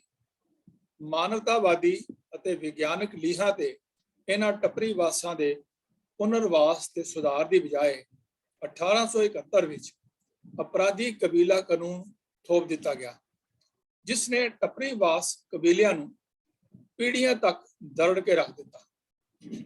ਭਾਵੇਂ ਇਹ ਕਾਨੂੰਨ ਸ਼ਿਗਲੀਗਰਾਂ ਤੇ ਲਾਗੂ ਨਹੀਂ ਸੀ, ਪਰ ਉਹਨਾਂ ਦੇ ਪਿਤਰੀ ਭਰਾ ਵਣਜਾਰਾ ਕਬੀਲਾ ਭਾਰਤ ਦੇ ਕਈ ਪ੍ਰਦੇਸ਼ਾਂ ਵਿੱਚ ਅਪਰਾਧੀ ਕਬੀਲੇ ਘੋਸ਼ਿਤ ਕਰ ਦਿੱਤੇ ਗਏ। ਇਸ ਕਾਨੂੰਨ ਦੀ ਪੀੜੀ ਪਕੜ ਵਿੱਚੋਂ ਕਈ ਹੁਨਰਮੰਦ ਅਤੇ ਮਜ਼ਲੂਮ ਕਬੀਲੇ ਵੀ ਨਾ ਬਚ ਸਕੇ। ਸ਼ਿਗਲੀਗਰ ਕਬੀਲੇ ਤੇ ਖਾਸ ਨਿਗਾਹ ਰੱਖੀ ਗਈ, ਕਿਉਂਕਿ ਇਹ ਕਬੀਲਾ ਅੰਗਰੇਜ਼ਾਂ ਦੇ ਖਿਲਾਫ ਕਿਸੇ ਵੀ ਰਜਵਾੜਾ ਤਾਕਤ ਲਈ ਹਥਿਆਰ ਬਣਾ ਸਕਦਾ ਸੀ। ਇਸ ਲਈ ਕਬੀਲੇ ਦੇ ਕਾਰੀਗਰਾਂ ਨਾਲ ਸ਼ੱਕ ਦੇ ਆਧਾਰ ਤੇ ਬੇਰਹਿਮੀ ਸਖਤੀ ਕੀਤੀ ਗਈ, ਜਿਸ ਕਰਕੇ ਸਾਰੇ ਕਬੀਲੇ ਨੇ ਭੱਠ ਤਾਉਣ ਦੀ ਸਹੁੰ ਪਾ ਦਿੱਤੀ ਅਤੇ ਗੁਜ਼ਾਰੇ ਲਈ ਘਰਾਂ ਦਾ ਨਿੱਕਾ ਮੋਟਾ ਸਮਾਨ, ਚਾਕੂ, ਛੁਰੀਆਂ, ਪੱਠਲ, ਬਾਲਟੀਆਂ, ਚਿਮਟੇ, ਖੁਰਚਣੇ ਆਦਿ ਬਣਾਉਣਾ ਸ਼ੁਰੂ ਕਰ ਦਿੱਤੇ। ਸਮਾਨ ਵੇਚਣ ਲਈ ਇਹਨਾਂ ਨੂੰ ਪਿੰਡੋਂ ਪਿੰਡ, ਨਗਰੋਂ ਨਗਰ ਘੁੰਮਣਾ ਪੈਂਦਾ, ਜਿਸ ਕਰਕੇ ਇਹਨਾਂ ਨੂੰ ਟੱਪਰੀਵਾਸ ਜੀਵਨ ਸ਼ੈਲੀ ਅਪਣਾਉਣੀ ਪਈ। ਆਓ ਅਸੀਂ ਹੁਣ ਦੇਖੀਏ ਕਿ ਆਜ਼ਾਦੀ ਤੋਂ ਬਾਅਦ ਇਹ ਸ਼ਿਗਲੀਗਰ ਕਬੀਲਾ, ਉਸ ਦਾ ਕੀ ਰੋਲ ਰਿਹਾ, ਉਹਨਾਂ ਕਿਵੇਂ ਆਪਣੇ ਆਪ ਨੂੰ ਆਪਣੇ ਕਿੱਤੇ ਵਿੱਚ ਜਾਰੀ ਰੱਖਿਆ। 1947 ਦੀ ਆਜ਼ਾਦੀ ਭਾਰਤ ਵੰਡ ਦੇ ਵਿੱਚ ਸਮਾਜਕ ਆਰਥਿਕ ਪਛੜੇਵੇਂ ਕਾਰਨ ਅਨੁਸੂਚੀਆਂ ਜਾਤੀਆਂ ਵਿੱਚ ਸ਼ਾਮਲ ਤਾਂ ਕਰ ਦਿੱਤਾ ਗਿਆ, ਪਰ ਇਹਨਾਂ ਦੇ ਕਲਿਆਣ ਅਤੇ ਵਸੀਬੇ ਲਈ ਕੋਈ ਧਿਆਨ ਨਹੀਂ ਦਿੱਤਾ ਗਿਆ। ਅਨੁਸੂਚਿਤ ਵਰਗਾਂ ਨੂੰ ਮਿਲਣ ਵਾਲੀਆਂ ਸਹੂਲਤਾਂ ਤੋਂ ਇਹ ਲੋਕ ਇਸ ਕਰਕੇ ਵੀ ਵਾਂਝੇ ਹਨ ਕਿਉਂਕਿ ਇਹ ਅਨਪੜ੍ਹਤਾ, ਗਰੀਬੀ, ਅਸਥਿਰ ਜੀਵਨ ਸ਼ੈਲੀ ਤੋਂ ਬੁਰੀ ਤਰ੍ਹਾਂ ਪ੍ਰਭਾਵਿਤ ਹਨ। ਇਹ ਕਬੀਲਾ ਕੇਵਲ ਪੰਜਾਬ ਵਿੱਚ ਨਹੀਂ ਬਲਕਿ ਪੂਰੇ ਭਾਰਤ ਵਿੱਚ ਖਿੰਡਿਆ ਹੋਇਆ। ਇਹ ਹਰਿਆਣਾ, ਹਿਮਾਚਲ ਪ੍ਰਦੇਸ਼, ਦਿੱਲੀ, ਰਾਜਸਥਾਨ, ਯੂਪੀ, ਮੱਧ ਪ੍ਰਦੇਸ਼, ਗੁਜਰਾਤ, ਮਹਾਰਾਸ਼ਟਰ ਸਮੇਤ ਸਾਰੇ ਪ੍ਰਦੇਸ਼ਾਂ ਵਿੱਚ ਇਹਨਾਂ ਦੀ ਵਸੋਂ ਕਰੋੜਾਂ ਵਿੱਚ ਆਂਕੀ ਗਈ ਹੈ। ਹੁਣ ਆਪ ਸਾਧ-ਸੰਗਤ ਜੀ, ਆਪ ਇਸ ਗੱਲ ਨੂੰ ਨੋਟ ਕਰੋ ਕਿ ਕਰੋੜਾਂ ਦੇ ਇਹਨਾਂ ਦੀ ਗਿਣਤੀ ਹੈ, ਲੇਕਿਨ ਇਹ ਜਦੋਂ ਸਿੱਖਾਂ ਦੀ ਮਰਦਮਸ਼ੁਮਾਰੀ ਹੁੰਦੀ ਹੈ, ਜਦੋਂ ਇਹਨਾਂ ਦੀ ਗਿਣਤੀ ਕੀਤੀ ਜਾਂਦੀ ਹੈ ਪਾਪੂਲੇਸ਼ਨ ਦੀ, ਤਾਂ ਉਸ ਵਿੱਚ ਇਹ ਜਿਹੜੇ ਕਰੋੜਾਂ ਦੇ ਵਿੱਚੋਂ ਜਿਹੜੇ ਸਾਡੇ ਕਬੀਲੇ ਹਨ, ਜਿਹੜੇ ਅਨੁਸੂਚਿਤ ਜਾਤੀਆਂ ਵਿੱਚ ਪਾ ਦਿੱਤੇ ਗਏ ਹਨ, ਉਹਨਾਂ ਨੂੰ SC ST ਦਾ ਦਰਜਾ ਤਾਂ ਦੇ ਦਿੱਤਾ, ਪਰ ਉਹਨਾਂ ਨੂੰ ਸਿੱਖ ਜਿਹੜਾ ਹੈ ਉਹ ਨਹੀਂ ਪ੍ਰਵਾਨ ਕੀਤਾ ਗਿਆ। ਸਮਾਜਕ, ਆਰਥਿਕ, ਰਾਜਨੀਤਿਕ, ਵਿਸ਼ੇਸ਼ ਕਰ ਵਿਦਿਅਕ ਪੱਖੋਂ ਇਹ ਕਬੀਲਾ ਬੇਹੱਦ ਪਛੜੇਪਨ ਦਾ ਸ਼ਿਕਾਰ ਹੈ। ਝੁੱਗੀਆਂ ਝੌਂਪੜੀਆਂ ਵਿੱਚ ਵਸ ਰਹੇ ਇਹ ਲੋਕ ਨਵੇਂ ਜ਼ਮਾਨੇ ਦੀ ਤੌਰ ਦੇ ਮੁਕਾਬਲੇ ਵਿੱਚ ਪਛੜ ਜਾਣ ਕਾਰਨ ਰੁਜ਼ਗਾਰੋਂ ਹੀਨੇ, ਦੋ ਵੇਲੇ ਦੀ ਰੋਟੀ ਪੱਖੋਂ ਬੇਹਾਲ, ਨਾ ਚੰਗਾ ਖਾਣ ਨੂੰ, ਨਾ ਚੰਗਾ ਪਹਿਨਣ ਨੂੰ, ਜਿੱਥੇ ਕਿਤੇ ਸਥਾਈ ਬਸਤੀਆਂ ਬਣਾ ਕੇ ਝੌਂਪੜੀ ਨੁਮਾ ਘਰ ਬਣਾਏ ਵੀ ਹਨ, ਉੱਥੇ ਨਾ ਕੋਈ ਵਿਦਿਆਲੇ ਸਕੂਲ ਦਾ ਪ੍ਰਬੰਧ ਅਤੇ ਨਾ ਹੀ ਕੋਈ ਡਾਕਟਰੀ ਸਹੂਲਤ ਹੈ। ਪੀਣ ਵਾਲੇ ਪਾਣੀ ਤੱਕ ਦਾ ਵੀ ਕੋਈ ਬਕਾਇਦਾ ਇੰਤਜ਼ਾਮ ਨਹੀਂ ਹੈ। ਆਓ ਅਸੀਂ ਦੇਖਿਆ ਕਿ 1947 ਤੋਂ ਬਾਅਦ ਇਹਨਾਂ ਨੂੰ ਕਿਵੇਂ ਜਿਹੜਾ ਹੈ ਕਬੀਲਿਆਂ ਨੂੰ ਜਿਹੜਾ ਹੈ ਉਹ ਗੈਰ ਕਾਨੂੰਨੀ ਇਹਨਾਂ ਦੇ ਉੱਪਰ ਲਾ ਦਿੱਤਾ ਗਿਆ ਕਾਨੂੰਨ, ਤੇ ਇਹਨਾਂ ਨੂੰ ਫਿਰ ਆਪਣੇ ਰੋਟੀ ਵਾਸਤੇ ਗੁਜ਼ਾਰੇ ਵਾਸਤੇ ਵੀ ਕਿੰਨੀ ਮੁਸ਼ਕਲ ਦਾ ਕੰਮ ਕਰਨਾ ਪਿਆ। ਔਰ ਭਾਵੇਂ ਇਹਨਾਂ ਨੂੰ SC ST ਦਾ ਦਰਜਾ ਦਿੱਤਾ ਗਿਆ, ਲੇਕਿਨ ਇਹਨਾਂ ਨੂੰ ਕੋਈ ਪਰਮਾਨੈਂਟ ਸਹੂਲਤ ਜਿਹੜੀ ਹੈ ਇਹਨਾਂ ਦੇ ਰਿਹੈਬਿਲਿਟੇਸ਼ਨ ਵਾਸਤੇ ਕੁਝ ਨਹੀਂ ਕੀਤਾ ਗਿਆ। ਔਰ ਸਭ ਤੋਂ ਵੱਡੀ ਗੱਲ ਕਿ ਇਹ ਸਿੱਖ ਹੋਣ ਦੇ ਬਾਵਜੂਦ ਇਹਨਾਂ ਨੂੰ ਸਿੱਖੀ ਦੇ ਵਿੱਚ ਸ਼ਾਮਲ ਨਹੀਂ ਗਿਣਿਆ ਗਿਆ ਜਦੋਂ ਇਹਨਾਂ ਨੇ ਪਾਪੂਲੇਸ਼ਨ ਸੈਂਸਸ ਕੀਤਾ। ਅਜੋਕੀਆਂ ਸਿੱਖ ਸੰਸਥਾਵਾਂ ਅਤੇ ਸ਼ਿਗਲੀਗਰ ਕਬੀਲਾ, ਆਓ ਇਸ ਬਾਰੇ ਆਪ ਜੀ ਦੇ ਨਾਲ ਕੁਝ ਵਿਚਾਰਾਂ ਕਰੀਏ। ਇਸ ਵਿੱਚ ਸ਼ੱਕ ਨਹੀਂ ਕਿ ਸਿੱਖ ਇਤਿਹਾਸ ਵਿੱਚ ਸ਼ਿਗਲੀਗਰ ਕਬੀਲੇ ਦੀ ਬੇहद ਪ੍ਰਸ਼ੰਸਾਯੋਗ ਭੂਮਿਕਾ ਰਹੀ ਹੈ, ਪਰ ਉਹਨਾਂ ਦੇ ਸਿੱਖ ਮੂਲ ਧਾਰਾ ਨਾਲੋਂ ਨਿਖੜਨ ਵਿਛੜਨ ਦਾ ਗਿਆਨ ਬਹੁਤ ਘੱਟ ਸਿੱਖਾਂ ਨੂੰ ਹੈ। ਗੁਰੂ ਨਾਨਕ ਜੀ ਦੀ ਫੁਲਵਾੜੀ ਦੇ ਇਸ ਮਹੱਤਵਪੂਰਨ ਹਿੱਸੇ ਬਾਰੇ ਕੁਝ ਸਮਾਂ ਪਹਿਲਾਂ ਤੱਕ ਸਿੱਖ ਸੰਸਥਾਵਾਂ ਬਿਲਕੁਲ ਅਵੇਸਲੀਆਂ ਸਨ। ਹੁਣ ਥੋੜੇ ਸਮੇਂ ਤੋਂ ਵਿਅਕਤੀਗਤ ਅਤੇ ਸੰਸਥਾਗਤ ਪੱਧਰ ਤੇ ਕੁਝ ਯਤਨ ਸ਼ੁਰੂ ਹੋਏ ਹਨ। ਗੁਰਮਤਿ ਪ੍ਰਕਾਸ਼, ਸਿੱਖ ਫੁਲਵਾੜੀ, ਸਿੱਖ ਰਿਵਿਊ ਸਮੇਤ ਕਈ ਸਿੱਖ ਪੱਤਰਕਾਵਾਂ ਵਿੱਚ ਸ਼ਿਗਲੀਗਰਾਂ ਤੋਂ ਇਲਾਵਾ ਬੰਜਾਰੇ, ਸਤਨਾਮੀਏ ਆਦਿ ਕਬੀਲਿਆਂ ਬਾਰੇ ਸਮੱਗਰੀ ਪ੍ਰਕਾਸ਼ਿਤ ਹੋਈ ਹੈ, ਜਿਸ ਕਾਰਨ ਸਿੱਖ ਸੰਸਥਾਵਾਂ ਵਿੱਚ ਹਿਲਜੁਲ ਸ਼ੁਰੂ ਹੋਈ ਹੈ। ਸ਼੍ਰੋਮਣੀ ਗੁਰਦੁਆਰਾ ਪ੍ਰਬੰਧਕ ਕਮੇਟੀ, ਸਿੱਖ ਮਿਸ਼ਨਰੀ ਕਾਲਜ ਲੁਧਿਆਣਾ ਸਮੇਤ ਕਈ ਸੰਸਥਾਵਾਂ ਨੇ ਇਸ ਪਾਸੇ ਧਿਆਨ ਦੇਣਾ ਸ਼ੁਰੂ ਕੀਤਾ ਹੈ। ਇਸ ਦੇ ਨਾਲ ਹੀ ਜੋ ਨਿਸ਼ਕਾਮ ਸਿੱਖ ਵੈਲਫੇਅਰ ਕਾਉਂਸਲ ਜੋ ਤਿਲਕ ਵਿਹਾਰ ਦੇ ਵਿੱਚ ਜਿਹੜੀ ਕੰਮ ਕਰ ਰਹੀ ਹੈ, ਇਹਨਾਂ ਨੇ ਵੀ ਕੁਝ ਜਿਹੜੇ ਹਨ ਵਜ਼ੀਫੇ ਇਹਨਾਂ ਦੇ ਜਿਹੜੇ ਬੰਜਾਰੇ ਹਨ ਇਹਨਾਂ ਨੂੰ ਪਰਿਵਾਰਾਂ ਨੂੰ ਜਿਹੜੇ ਦੇਣੇ ਸ਼ੁਰੂ ਕੀਤੇ ਹਨ। ਉਸ ਬਾਰੇ ਅੱਗੇ ਜਾ ਕੇ ਅਸੀਂ ਸਮਾਂ ਰਹਿਣ ਤੇ ਉਹਦੇ ਵਿਚਾਰ ਕਰ ਸਕਦੇ ਹਾਂ। ਇਸ ਪਾਸੇ ਵਧੇਰੇ ਸਰਗਰਮੀਆਂ ਛੋਟੀਆਂ ਸਥਾਨਕ ਪੱਧਰ ਦੀਆਂ ਸੰਸਥਾਵਾਂ ਜਿਵੇਂ ਗੁਰਮਤਿ ਪ੍ਰਚਾਰ ਸੰਸਥਾ ਨਾਗਪੁਰ, ਸਕਾਟਿਸ਼ ਸਿੱਖ ਕਾਉਂਸਲ, ਸਤਨਾਮ ਫਾਊਂਡੇਸ਼ਨ ਰਾਏਪੁਰ, ਗੁਰੂ ਅੰਗਦ ਦੇਵ ਵਿਦਿਅਕ ਅਤੇ ਭਲਾਈ ਸੰਸਥਾ Ludhiana, Banjara and other weaker section welfare society Chandigarh ਆਦਿ ਨੇ ਦਿਖਾਈ ਹੈ। ਗੁਰੂ ਅੰਗਦ ਦੇਵ ਵਿਦਿਅਕ ਅਤੇ ਭਲਾਈ ਸੰਸਥਾ ਵੱਲੋਂ ਲੁਧਿਆਣਾ ਦੇ ਪ੍ਰੀਤ ਨਗਰ ਦੀ ਸ਼ਿਗਲੀਗਰ ਬਸਤੀ ਵਿੱਚ ਸ਼ੁਰੂ ਕੀਤੇ ਪ੍ਰੋਜੈਕਟ ਦੇਖ ਕੇ ਇਸ ਪਾਸੇ ਹੋਣ ਵਾਲੇ ਕਾਰਜਾਂ ਬਾਰੇ ਜਾਣਕਾਰੀ ਮਿਲਦੀ ਹੈ ਕਿ ਇਹਨਾਂ ਕਬੀਲਿਆਂ ਲਈ ਬਹੁਤ ਕੁਝ ਹੋਣ ਵਾਲਾ ਹੈ। ਇੱਥੇ ਇਹ ਗੱਲ ਵਰਣਨਯੋਗ ਹੈ ਕਿ ਸਿੱਖ ਸੰਸਥਾਵਾਂ ਦੀ ਸਰਗਰਮੀ ਤੋਂ ਪਹਿਲਾਂ ਪੰਜਾਬ, ਦਿੱਲੀ ਸਮੇਤ ਕੁਝ ਥਾਵਾਂ ਤੇ ਸ਼ਿਗਲੀਗਰ ਬਸਤੀਆਂ ਵਿੱਚ ਨਿਰੰਕਾਰੀਆਂ ਵੱਲੋਂ ਵੀ ਇਹਨਾਂ ਦੀ ਭਲਾਈ ਲਈ ਯਤਨ ਜਿਹੜਾ ਹੈ ਉਹ ਆਰੰਭਿਆ ਗਿਆ ਸੀ। ਆਓ ਹੁਣ ਥੋੜਾ ਜਿਹਾ ਅਸੀਂ ਇੱਥੇ ਗੱਲ ਕਰੀਏ ਕਿ ਸ਼ਿਗਲੀਗਰਾਂ ਦੇ ਬਾਰੇ ਨਿਸ਼ਕਾਮ ਸਿੱਖ ਵੈਲਫੇਅਰ ਕਾਉਂਸਲ ਨੇ ਵੀ ਜਿਹੜੇ ਹਨ ਉਹ ਜਿਹੜੇ ਕੁਝ ਕੰਮ ਕੀਤੇ ਹਨ, ਤਾਂ ਉਹਨਾਂ ਦਾ ਥੋੜਾ ਜਿਹਾ ਆਪ ਜੀ ਦੇ ਨਾਲ ਜੇਕਰ ਅਸੀਂ ਕਰ ਸਕਦੇ ਹਾਂ। ਉਹਨਾਂ ਨੇ ਵੀ ਬੈਕਗ੍ਰਾਉਂਡ ਦੇ ਵਿੱਚ ਇਹੀ ਲਿਖਿਆ ਹੈ ਕਿ ਕਿਵੇਂ ਉਹਨਾਂ ਦੀ ਹਾਲਤ ਜਿਹੜੀ ਹੈ ਉਹ ਬਦ ਤੋਂ ਬਦਤਰ ਹੋਈ ਤੇ ਉਹਨਾਂ ਨੇ ਕਿਸ ਤਰ੍ਹਾਂ ਫਿਰ ਆਪਣੇ ਆਪ ਨੂੰ ਜਿਹੜਾ ਹੈ ਫਿਰ ਵੀ ਜਿੰਦਾ ਰੱਖਣ ਲਈ ਉਹਨਾਂ ਨੇ ਆਪਣਾ ਕੰਮ ਜਿਹੜਾ ਹੈ ਉਹ ਕਰਦੇ ਰਹੇ, ਕੰਮ ਕਰਦੇ ਰਹੇ। ਤੋ ਇੱਕ ਉਹਨਾਂ ਨੇ ਸ਼ਿਗਲੀਗਰਾਂ ਵਾਸਤੇ ਨਿਸ਼ਕਾਮ ਸਿੱਖ ਵੈਲਫੇਅਰ ਕਾਉਂਸਲ ਨੇ ਇੱਕ ਕਰਨਾਟਕ ਵਿੱਚ ਔਰ ਰਾਜਸਥਾਨ ਦੇ ਵਿੱਚ ਸ਼ਿਗਲੀਗਰ ਹਾਊਸਿੰਗ ਪ੍ਰੋਜੈਕਟ ਜਿਹੜਾ ਹੈ ਉਹ ਬਣਾਇਆ ਔਰ ਉਹਦੇ ਜ਼ਿਆਦਾ ਜਿਹੜੀਆਂ ਫੈਮਲੀਆਂ ਸਨ ਉਹਨਾਂ ਕੋਲ ਉੱਥੇ ਆਪਣਾ ਕੋਈ ਜਗ੍ਹਾ ਜ਼ਮੀਨ ਨਹੀਂ ਸੀ, ਤਾਂ ਉਹਨਾਂ ਨੇ ਆਪਣੀਆਂ ਝੁੱਗੀਆਂ ਬਣਾਈਆਂ ਹੋਈਆਂ ਸਨ ਤੇ ਉੱਥੇ ਮਕਾਨ ਬਣਾਉਣ ਵਾਸਤੇ ਨਿਸ਼ਕਾਮ ਸਿੱਖ ਵੈਲਫੇਅਰ ਕਾਉਂਸਲ ਨੇ ਡਾਊਨ ਪੇਮੈਂਟ ਦੀ ਜਿਹੜੇ 5000 ਔਰ 10000 ਜਿਹੜੇ ਹਨ ਉਹਨਾਂ ਫੈਮਲੀਆਂ ਦੇ ਬਿਹਾਫ ਦੇ ਉੱਤੇ ਜਿਹੜੇ ਜਮ੍ਹਾਂ ਕਰਕੇ ਉਹਨਾਂ ਨੂੰ ਗਵਰਨਮੈਂਟ ਬਿਲਡ ਜਿਹੜੇ ਗਵਰਨਮੈਂਟ ਵੱਲੋਂ ਬਣਾਏ ਗਏ ਮਕਾਨ ਸਨ ਉਹ ਉਹਨਾਂ ਨੂੰ ਦਿਵਾਏ ਗਏ। ਸ਼ਿਗਲੀਗਰ ਹਾਊਸਿੰਗ ਪ੍ਰੋਜੈਕਟ ਜਿਹੜਾ ਕਿ ਜਿਹਦੀ ਕੰਸਟਰਕਸ਼ਨ 23 ਮਕਾਨ ਜਿਹੜੇ ਹਨ ਉਹ ਬੈਂਗਲੋਰ ਵਿੱਚ 2001 ਅਤੇ 2003 ਵਿੱਚ ਔਰ 25 ਬਸਤੀਆਂ ਜਿਹੜੀਆਂ ਹਨ ਉਹ ਕਰਨਾਟਕ ਦੇ ਜਿਹੜੇ ਸ਼ਹਿਰ ਹਨ ਉਹਨਾਂ ਦੇ ਆਲੇ ਦੁਆਲੇ ਜਿਹੜੀਆਂ ਹਨ ਉਹ ਬਣਾਈਆਂ ਗਈਆਂ ਹਨ। ਤੋ ਇਹ ਜਿਹੜੇ ਮਕਾਨ ਹਨ ਇਹਨਾਂ ਦੀ ਫਾਈਨੈਂਸਿੰਗ ਜਿਹੜੀ ਹੈ ਉਹ ਨਿਸ਼ਕਾਮ ਸਿੰਘ ਵੈਲਫੇਅਰ ਕੌਂਸਲ ਵੱਲੋਂ ਕੀਤੀ ਗਈ ਹੈ। ਇੱਕ ਹਾਊਸਿੰਗ ਪ੍ਰੋਜੈਕਟ ਇਹਨਾਂ ਉਦੈਪੁਰ ਵਿੱਚ ਵੀ ਸਟਾਰਟ ਕੀਤਾ ਔਰ ਇਹਦੇ ਵਾਸਤੇ ਗੁਰੂ ਨਾਨਕ ਜਿਹੜੀ ਹੈ ਪੂਰ ਜਿਹੜੇ ਹਨ ਸਿਗਲੀਗਰ ਸਿੱਖਾਂ ਦੀ ਰਾਜਸਥਾਨ ਵਿੱਚ ਇਸ ਬਾਰੇ ਰਿਪੋਰਟ ਜਿਹੜੀ ਹੈ ਸਰਦਾਰ ਪ੍ਰੀਤਮ ਸਿੰਘ ਮਤਵਾਨੀ ਜੀ ਮੋਗਾ ਵਾਲਿਆਂ ਨੇ ਜਿਹੜੀ ਹੈ ਉਹ ਵੀ ਛਪੀ ਹੈ।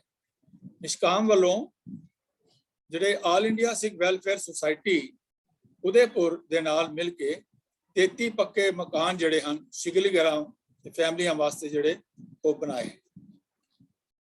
ਤੋ ਇਹ ਥੋੜਾ ਜਿਹਾ ਆਪ ਜੀ ਦੇ ਨਾਲ ਮੈਂ ਇਹ ਸ਼ੇਅਰ ਕੀਤਾ ਹੈ।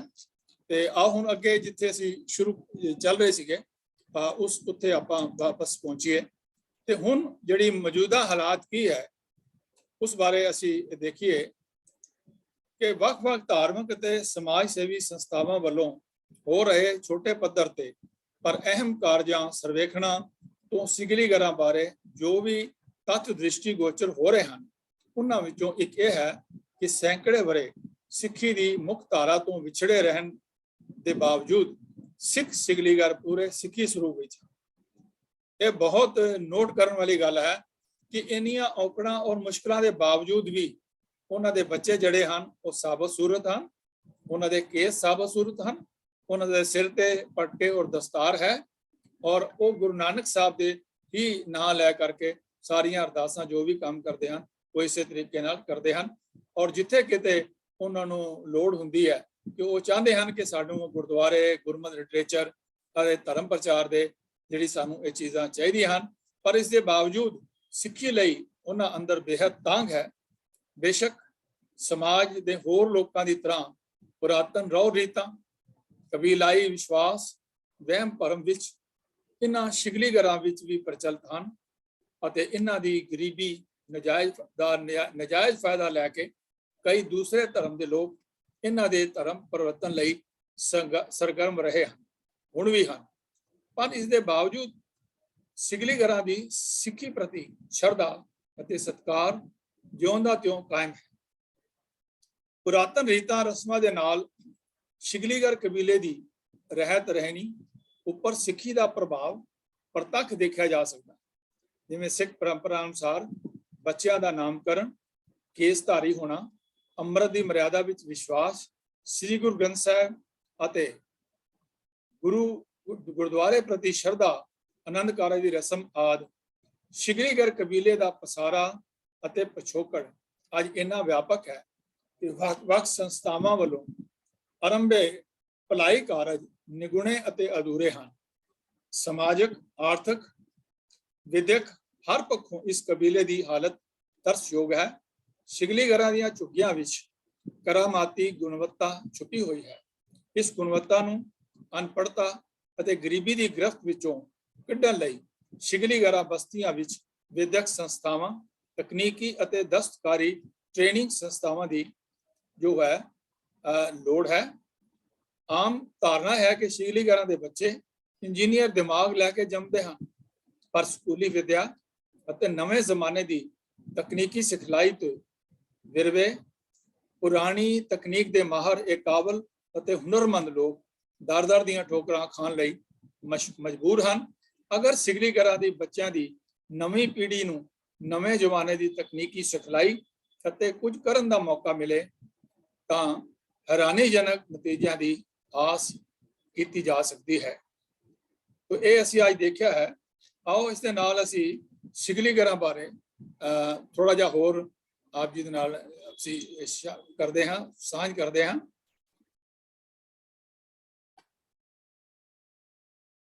ਸਿਗਲੀਗਰ ਜਿਹੜੇ ਸਿੱਖ ਹਨ ਇਹਨਾਂ ਨੂੰ ਸਮੁਰਾਈ ਯੋਧਿਆਂ ਤੋਂ ਖਾਨਾ ਬਦੋਸ਼ ਬਣੇ ਇਹ ਸਿਗਲੀਗਰ ਸਿੱਖ ਹਨ। ਸਿੱਖ ਧਰਮ ਦੇ ਬਾਨੀ ਸ੍ਰੀ ਗੁਰੂ ਨਾਨਕ ਦੇਵ ਜੀ ਦੀ ਸਰਬ ਸਾਂਝੀ ਵਾਲਤਾ, ਮਨੁੱਖਤਾ ਦੇ ਭਲੇ ਅਤੇ ਗੁਰੂ ਗੋਬਿੰਦ ਸਿੰਘ ਜੀ ਦੇ ਮਾਨਸ ਕੀ ਜਾਤ ਸਭ ਏਕੈ ਪਹਿਚਾਨਬੋ ਦੇ ਆਧਾਰਤ ਅਨੇਕਾਂ ਹੀ ਤਰ੍ਹਾਂ ਦੇ ਰੰਗ ਬਿਰੰਗੇ ਫੁੱਲਾਂ ਨਾਲ ਸਿਰਜੀ ਸਿੱਖੀ ਦੀ ਫੁਲਵਾੜੀ ਅੱਜ ਵੀ ਮਹਿਕਾਂ ਵੰਡ ਰਹੀ ਹੈ।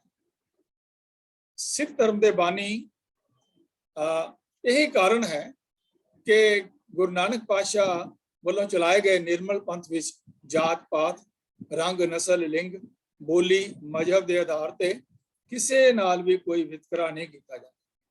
ਇਹੀ ਕਾਰਨ ਹੈ ਕਿ ਗੁਰੂ ਨਾਨਕ ਦੇਵ ਜੀ ਅਤੇ ਹੋਰ ਗੁਰੂ ਸਾਹਿਬਾਨ ਜਿੱਥੇ ਜਿੱਥੇ ਵੀ ਗਏ, ਉਹਨਾਂ ਨਾਲ ਉਸ ਦੇਸ਼ ਪ੍ਰਦੇਸ਼ ਦੇ ਵੱਖ-ਵੱਖ ਜਾਤਾਂ, ਧਰਮਾਂ, ਕਬੀਲਿਆਂ ਅਤੇ ਵਰਗਾਂ ਦੇ ਲੋਕ ਜੁੜਦੇ ਗਏ।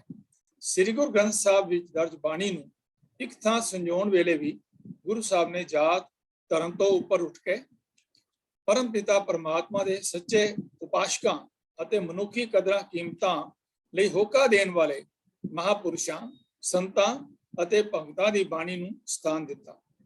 ਇਹੀ ਕਾਰਨ ਹੈ ਕਿ ਦੱਖਣੀ ਏਸ਼ੀਆ ਦੇ ਵਿਸ਼ਾਲ ਖਿੱਤੇ, ਵਿਸ਼ੇਸ਼ ਕਰਕੇ ਅਜੋਕੇ ਭਾਰਤ ਦੇ ਦੂਰ ਦਰਾਜ ਖੇਤਰਾਂ ਵਿੱਚ ਗੁਰੂ ਨਾਨਕ ਪਾਤਸ਼ਾਹ ਦੀ ਸਿੱਖੀ ਵਿਆਪਕ ਪ੍ਰਭਾਵ ਦੇਖਣ ਨੂੰ ਮਿਲਿਆ ਹੈ। ਭਾਰਤ ਦੇ ਵੱਖ-ਵੱਖ ਰਾਜਾਂ ਜਿਵੇਂ ਮੱਧ ਪ੍ਰਦੇਸ਼, ਕਰਨਾਟਕ, ਆਂਧਰਾ ਪ੍ਰਦੇਸ਼, ਮਹਾਰਾਸ਼ਟਰ, ਛੱਤੀਸਗੜ੍ਹ, ਉੜੀਸਾ ਸਮੇਤ ਹੋਰ ਦੱਖਣੀ ਰਾਜਾਂ ਵਿੱਚ ਕਈ ਅਜਿਹੇ ਕਬੀਲੇ ਵਸਦੇ ਹਨ ਜੋ ਅੱਜ ਵੀ ਗੁਰੂ ਨਾਨਕ ਦੇਵ ਜੀ ਦੀ ਸਿੱਖੀ ਨੂੰ ਕਿਸੇ ਨਾ ਕਿਸੇ ਰੂਪ ਵਿੱਚ ਸਾਂਭੀ ਬੈਠੇ ਹਨ, ਜਿਵੇਂ ਉੱਪਰ ਅਸੀਂ ਇਸ ਦਾ ਵਰਣਨ ਕੀਤਾ ਹੈ। ਇਹਨਾਂ ਵਿੱਚ ਭੀਲ, ਸਤਨਾਮੀ, ਲੁਬਾਣੇ, ਵਣਜਾਰੇ, ਸ਼ਿਗਲੀਗਰ ਆਦਿ ਸ਼ਾਮਲ ਹਨ।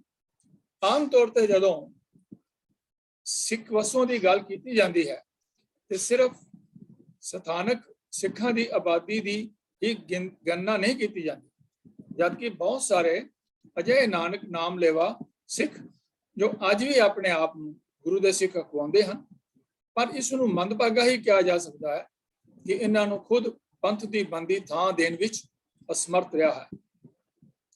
ਇਸ ਲੇਖ ਵਿੱਚ ਇਹ ਗੱਲ ਕਰਦੇ ਹਾਂ, ਇਸ ਵਿਚਾਰ ਦੇ ਵਿੱਚ ਇਹ ਗੱਲ ਕਰਦੇ ਹਾਂ ਕਿ ਕਦੇ ਸਮਰਾਈ ਕਹਾਣ ਵਾਲੇ, ਸਮਰਾਈ ਦਾ ਮਤਲਬ ਹੈ ਬਹੁਤ ਬਹਾਦਰ, ਅੱਜ ਗੁਰਬਤ ਦੀ ਜ਼ਿੰਦਗੀ ਬਤੀਤ ਕਰਨ ਵਾਲੇ ਸਿਗਲੀਗਰ ਸਿੱਖਾਂ ਦੀ। ਸਿਗਲੀਗਰ ਯੋਧਿਆਂ ਲਈ ਗੁਰੂ ਗੋਬਿੰਦ ਸਿੰਘ ਜੀ ਦਾ ਸਮਾਂ ਬਹੁਤ ਹੀ ਚੜ੍ਹਦੀ ਕਲਾ ਵਾਲਾ ਰਿਹਾ, ਕਿਉਂਕਿ ਇਸ ਸਮੇਂ ਦੌਰਾਨ ਜਿੱਥੇ ਉਹਨਾਂ ਵੱਲੋਂ ਬਣਾਏ ਗਏ ਸ਼ਸਤਰ ਆਲਾ ਦਰਜੇ ਦੇ ਹੋਣ ਸਦਕਾ ਦੁਸ਼ਮਣ ਨੂੰ ਈਨ ਮੰਨਣ ਲਈ ਮਜਬੂਰ ਕਰਨ ਲੱਗੇ, ਉੱਥੇ ਹੀ ਹੁਣ ਤੱਕ ਸਿਗਲੀਗਰ ਯੋਧੇ ਸਮਰਾਈ ਰੂਪ ਧਾਰ ਚੁੱਕੇ ਸਨ ਅਤੇ ਯੁੱਧ ਦੇ ਮੈਦਾਨ ਵਿੱਚ ਦੁਸ਼ਮਣਾਂ ਉੱਤੇ ਕਹਿਰ ਬਣ ਕੇ ਟੁੱਟਣ ਲੱਗ ਪਏ। ਇੱਕ ਪ੍ਰਚਲਿਤ ਕਥਨ ਮੁਤਾਬਕ ਗੁਰੂ ਗੋਬਿੰਦ ਸਿੰਘ ਜੀ ਨੇ ਇਹ ਲੋਹ ਵੰਸ਼ ਪਰਿਵਾਰ ਨੂੰ ਸਿਗਲੀਗਰਾਂ ਦੀ ਉਪਾਧੀ ਨਾਲ ਨਿਵਾਜਿਆ ਸੀ। ਹੋਰ ਸਿੱਧਕੀ ਸਿੱਖਾਂ ਵਾਂਗ ਸਿਗਲੀਗਰ ਸਿੱਖ ਵੀ ਅਨੰਦਪੁਰ ਸਾਹਿਬ ਦਾ ਕਿਲ੍ਹਾ ਛੱਡਣ ਤੋਂ ਲੈ ਕੇ ਅਨੰਦਪੁਰ ਸਾਹਿਬ ਤੱਕ ਗੁਰੂ ਗੋਬਿੰਦ ਸਿੰਘ ਜੀ ਦੇ ਅੰਗ ਸੰਗ ਰਹੇ। ਤਖਤ ਸ੍ਰੀ ਹਜ਼ੂਰ ਸਾਹਿਬ ਨੰਦੇੜ ਵਿਖੇ ਮੌਜੂਦ ਵੱਖ-ਵੱਖ ਸ਼ਸਤਰਾਂ ਬਾਰੇ ਵੀ ਕਈ ਜਿਹੜੇ ਹਨ ਇਤਿਹਾਸਕਾਰਾਂ ਨੇ ਇਸ ਦਾ ਵਰਣਨ ਕੀਤਾ ਹੈ ਔਰ ਦੱਸਿਆ ਹੈ ਕਿ ਇਹੋ ਜਿਹੇ ਸ਼ਸਤਰ ਹਨ ਉਹ ਹੋਰ ਕਿਸੇ ਜਗ੍ਹਾ ਨਹੀਂ ਮਿਲਦੇ ਹਨ। ਅੰਗਰੇਜ਼ਾਂ ਦੇ ਬਾਰੇ ਅਸੀਂ ਡਿਸਕਸ ਕਰ ਚੁੱਕੇ ਹਾਂ ਕਿ ਕਿਵੇਂ ਉਹਨਾਂ ਨੇ ਕਾਨੂੰਨ ਬਣਾ ਕਰਕੇ ਜਿਹੜਾ ਹੈ ਉਹ ਇਸ ਤਰੀਕੇ ਨਾਲ ਸਿੱਖਾਂ ਨੂੰ ਜਿਹੜਾ ਹੈ ਉਹ ਬਦਨਾਮ ਕੀਤਾ ਔਰ ਉਹਨਾਂ ਨੂੰ ਜਿਹੜਾ ਹੈ ਇੱਕ ਕ੍ਰਿਮੀਨਲ ਟ੍ਰਾਈਬ ਦੇ ਤੌਰ ਦੇ ਉੱਪਰ ਕੀਤਾ ਤੇ ਉਹਨਾਂ ਦੀ ਜ਼ਿੰਦਗੀ ਜਿਹੜੀ ਹੈ ਉਹ ਬਹੁਤ ਹੀ ਜਿਹੜੀ ਹੈ ਉਹ ਮੁਸ਼ਕਲ ਜੀ ਹੋ ਗਈ। ਇੱਥੇ ਇੱਕ ਜ਼ਿਕਰ ਕਰਦੇ ਹਾਂ ਭਾਈ ਮਿੱਠਨ ਸਿੰਘ ਜੀ ਦਾ। ਉਹਨਾਂ ਨੇ ਬੜੇ ਭਰੇ ਮਨ ਨਾਲ ਕਿਹਾ ਕਿ ਉਹਨਾਂ ਦੇ ਬੱਚਿਆਂ ਦੀ ਸਿੱਖਿਆ ਲਈ ਕੋਈ ਉਪਰਾਲਾ ਨਹੀਂ ਕੀਤਾ ਜਾਂਦਾ। ਇਹ ਮੌਜੂਦਾ ਸਥਿਤੀ ਹੈ, ਇੱਥੋਂ ਤੱਕ ਕਿ ਸਿਗਲੀਗਰ ਸਿੱਖਾਂ ਨੂੰ SGPC ਅੰਦਰ ਆਉਂਦੇ ਗੁਰਦੁਆਰਿਆਂ ਵਿੱਚ ਸੇਵਾਦਾਰਾਂ ਦੀ ਨੌਕਰੀ ਉੱਪਰ ਵੀ ਨਹੀਂ ਰੱਖਿਆ ਜਾਂਦਾ। ਇੱਥੇ ਹੀ ਬਸ ਨਹੀਂ, SGPC ਦੇ ਅਧੀਨ ਸਿੱਖਿਅਕ ਸੰਸਥਾਵਾਂ ਅੰਦਰ ਵੀ ਉਹਨਾਂ ਨੂੰ ਯੋਗਤਾ ਮੁਤਾਬਕ ਸੇਵਾਦਾਰਾਂ ਜਾਂ ਹੋਰ ਚੌਥੇ ਦਰਜੇ ਮੁਲਾਜ਼ਮਾਂ ਦੀਆਂ ਜ਼ਿੰਮੇਵਾਰੀਆਂ ਵੀ ਨਹੀਂ ਸੌਂਪੀਆਂ ਜਾਂਦੀਆਂ, ਜਦਕਿ ਇਹਨਾਂ ਅਦਾਰਿਆਂ ਵਿੱਚ ਗੈਰ ਸਿੱਖ ਤੇ ਪ੍ਰਵਾਸੀਆਂ ਨੂੰ ਤਰਜੀਹ ਦੇ ਕੇ ਰੱਖ ਲਿਆ ਜਾਂਦਾ ਹੈ। ਪਰ ਗੁਰੂ ਨਾਨਕ ਨਾਮ ਲੈਵਾ ਇਹ ਸਿਗਲੀਗਰ ਸਿੱਖ ਅੱਖੋਂ ਪਰੋਖੇ ਕਰ ਦਿੱਤੇ ਜਾਂਦੇ।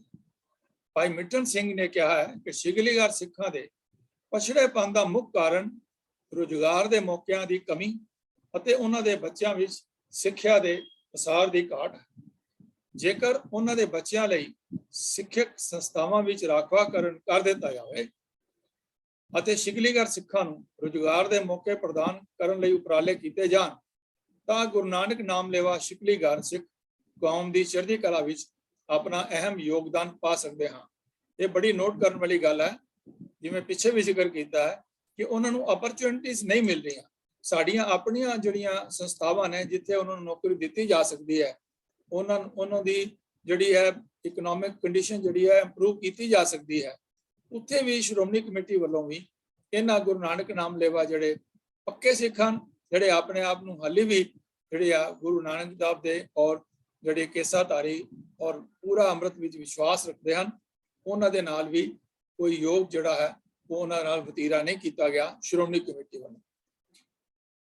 ਕਿਹਾ ਕਿ ਕਈ ਸੰਸਥਾਵਾਂ ਅਤੇ ਪੰਥ ਦਰਦੀ ਆਪਣੇ ਪੱਧਰ ਉੱਪਰ ਕਈ ਤਰ੍ਹਾਂ ਦੇ ਉਪਰਾਲੇ ਕਰ ਰਹੀਆਂ ਹਨ, ਪਰ ਜੇਕਰ ਐਸਜੀਪੀਸੀ ਉਹਨਾਂ ਨਾਲ ਰਲ ਕੇ ਇਹਨਾਂ ਯਤਨਾਂ ਵਿੱਚ ਤੇਜ਼ੀ ਲਿਆਵੇ ਤਾਂ ਸ਼ਿਗਰੀਗਰ ਸਿੱਖਾਂ ਦੀਆਂ ਆਉਣ ਵਾਲੀਆਂ ਪੀੜ੍ਹੀਆਂ ਸਿੱਖ ਕੌਮ ਲਈ ਆਪਣਾ ਬਣਦਾ ਯੋਗਦਾਨ ਪਾ ਕੇ ਸਿੱਖੀ ਦੇ ਪ੍ਰਸਾਰ ਕਰਨ ਵਿੱਚ ਅਹਿਮ ਭੂਮਿਕਾ ਨਿਭਾ ਸਕਦੇ ਹਨ। ਔਰ ਸਿੱਖਾਂ ਦੀ ਜੋ ਗਿਣਤੀ ਹੈ ਜੋ 2.5 ਕਰੋੜ ਦੇ ਕਰੀਬ ਮੰਨੀ ਜਾਂਦੀ ਹੈ, ਅਗਰ ਇਹ ਸਾਰੇ ਸਾਡੇ ਭਰਾ ਜਿਹੜੇ ਵਿਛੜੇ ਹੋਏ ਭਰਾ ਹਨ, ਅਣਗੌਲੇ ਭਰਾ ਹਨ, ਵਿਛੜੇ ਭਰਾ ਹਨ, ਅਗਰ ਉਹਨਾਂ ਨੂੰ ਨਾਲ ਜੋੜ ਲਿਆ ਜਾਏ ਤੇ ਸਾਡੀ ਵੀ ਇੱਕ ਸਨਮਾਨਯੋਗ ਜਿਹੜੀ ਹੈ ਉਹ ਸਾਡੀ ਗਿਣਤੀ ਪਾਪੂਲੇਸ਼ਨ ਹੋ ਸਕਦੀ ਹੈ। ਕਿਉਂਕਿ ਡੈਮੋਕ੍ਰੇਸੀ ਦੇ ਅੰਦਰ ਜੋ ਪਾਪੂਲੇਸ਼ਨ ਹੈ, ਜੋ ਨੰਬਰ ਗੇਮ ਹੈ, ਉਹਦਾ ਬੜਾ ਰੋਲ ਹੁੰਦਾ ਹੈ। ਤੋ ਭਾਈ ਮਿੱਟਨ ਸਿੰਘ ਜੀ ਨੇ ਇਹ ਵੀ ਅੱਗੇ ਕਿਹਾ ਕਿ ਸ਼ਿਗਲੀਗਰ ਸਿੱਖਾਂ ਦੀ ਇਸ ਤਰਸਯੋਗ ਹਾਲਤ ਦਾ ਲਾਹਾ ਲੈਂਦਿਆਂ ਪੰਜਾਬ ਵਿੱਚ ਡੇਰਾਵਾਦ ਨੇ ਸ਼ਿਗਲੀਗਰ ਸਿੱਖ ਆਬਾਦੀ ਵਿੱਚ ਸੰਨ ਲਗਾਉਣੀਆਂ ਸ਼ਿਗਲੀਗਰ ਸਿੱਖਾਂ ਨੂੰ ਡੇਰਿਆਂ ਨਾਲ ਜੋੜ ਰਿਹਾ ਹੈ, ਜਿਸ ਨਾਲ ਸ਼ਿਗਲੀਗਰ ਸਿੱਖਾਂ ਦੀ ਆਬਾਦੀ ਲਗਾਤਾਰ ਸਿੱਖ ਮਰਿਆਦਾ ਤੋਂ ਮੂੰਹ ਮੋੜ ਰਹੀ ਹੈ। ਇੱਕ ਇਹ ਵੀ ਇੰਪੋਰਟੈਂਟ ਪੁਆਇੰਟ ਹੈ ਕਿ ਜਦੋਂ ਦੇਖਿਆ ਵੀ ਇਹ ਗਰੀਬ ਨੇ, ਔਰ ਜਿੱਥੇ ਕੋਈ ਗਰੀਬ ਦੇਖਦੇ ਹਨ ਉੱਥੇ ਈਸਾਈ ਵੀ ਆਪਣਾ ਪੈਸਾ ਸੁੱਟਦੇ ਹਨ ਤੇ ਉਹਨਾਂ ਨੂੰ ਆਪਣੇ ਈਸਾਈ ਧਰਮ ਦੇ ਵਿੱਚ ਕਨਵਰਟ ਕਰਦੇ ਹਨ। तो यही काम जड़ा है वो पंजाब दे विच डेरावाद ने भी किया है कि गरीब सिखा नूं उत्थे अपने डेरे नाल जोड़ करके उन्हां दी कुछ मदद करके उन्हां नूं अपने नाल जोड़िया। और सिख रियाज मर्यादा जिवें कि डेरे मनदे ही नहीं है तो उन्हां सिखलीगर सिखा दे विच भी मन दे विच सिख मर्यादा तो उन्हां नूं दूर किया गया ते उन्हां नूं सिख मर्यादा नालों तोड़ के अपने जिहड़े डेरे दे जिहड़े नियम हन जिहड़ी उन्हां दी मर्यादा है ਉਹਦੇ ਚ ਉਹਨਾਂ ਨੂੰ ਜੋੜਿਆ। ਇਹ ਵੀ ਕਿਹਾ ਕਿ ਦੇਸ਼ ਦੇ ਹੋਰਨਾਂ ਸੂਬਿਆਂ ਤੋਂ ਇਲਾਵਾ ਇਕੱਲੇ ਪੰਜਾਬ ਦੇ ਮਾਲਵਾ ਖਿੱਤੇ ਵਿੱਚ 25 ਤੋਂ 30 ਹਜ਼ਾਰ ਸਿਖਲੀਗਰ ਸਿੱਖਾਂ ਦੇ ਪਰਿਵਾਰ ਪਿੰਡ ਗਿੱਲ, ਧਾਂਦਰਾ, ਬੇਲੋਂ, ਅਹਿਮਦਗੜ੍ਹ, ਮਲੋਟ, ਪਾਇਲ, ਛੋਟਾ ਖੰਨਾ, ਖੰਨਾ, ਚਾਲਾ, ਉੱਚਾ ਪਿੰਡ, ਮੰਡੀ ਗੋਬਿੰਦਗੜ੍ਹ, ਖਮਾਨੋ, ਸਰਹੰਦ ਆਦਿ ਸਥਾਨਾਂ ਉੱਪਰ ਰਹਿ ਰਹੇ ਹਨ, ਜਿਨ੍ਹਾਂ ਨੂੰ ਪੰਥ ਦਰਦੀਆਂ ਦੀਆਂ ਅੱਖਾਂ ਬੇਸਬਰੀ ਨਾਲ ਉਡੀਕ ਰਹੀਆਂ ਹਨ ਕਿ ਉਹ ਬੜੇ ਬੇਸਬਰੀ ਨਾਲ ਪੰਥ ਦਰਦੀਆਂ ਨੂੰ ਉਡੀਕ ਰਹੇ ਹਨ ਕਿ ਉਹ ਆ ਕੇ ਉਹਨਾਂ ਦੀ ਸਾਰ ਲੈਣਗੇ। ਸਿਖਲੀਗਰ ਸਿੱਖਾਂ ਦੇ ਜੀਵਨ ਪੱਧਰ ਨੂੰ ਉੱਚਾ ਚੁੱਕਣ ਦੇ ਵਾਸਤੇ ਉਹਨਾਂ ਦੇ ਮੁੜ ਵਸੇਬੇ ਲਈ ਯੂਕੇ ਦੀ ਇੱਕ ਸੰਸਥਾ ਸਿੱਖ ਕਾਉਂਸਲ ਆਫ ਸਕਾਟਲੈਂਡ, ਜਿਹਦਾ ਪਹਿਲਾਂ ਵੀ ਅਸੀਂ ਜ਼ਿਕਰ ਕਰ ਚੁੱਕੇ ਹਾਂ, ਉਹ ਵੀ ਕਈ ਉਪਰਾਲੇ ਕਰ ਰਹੇ।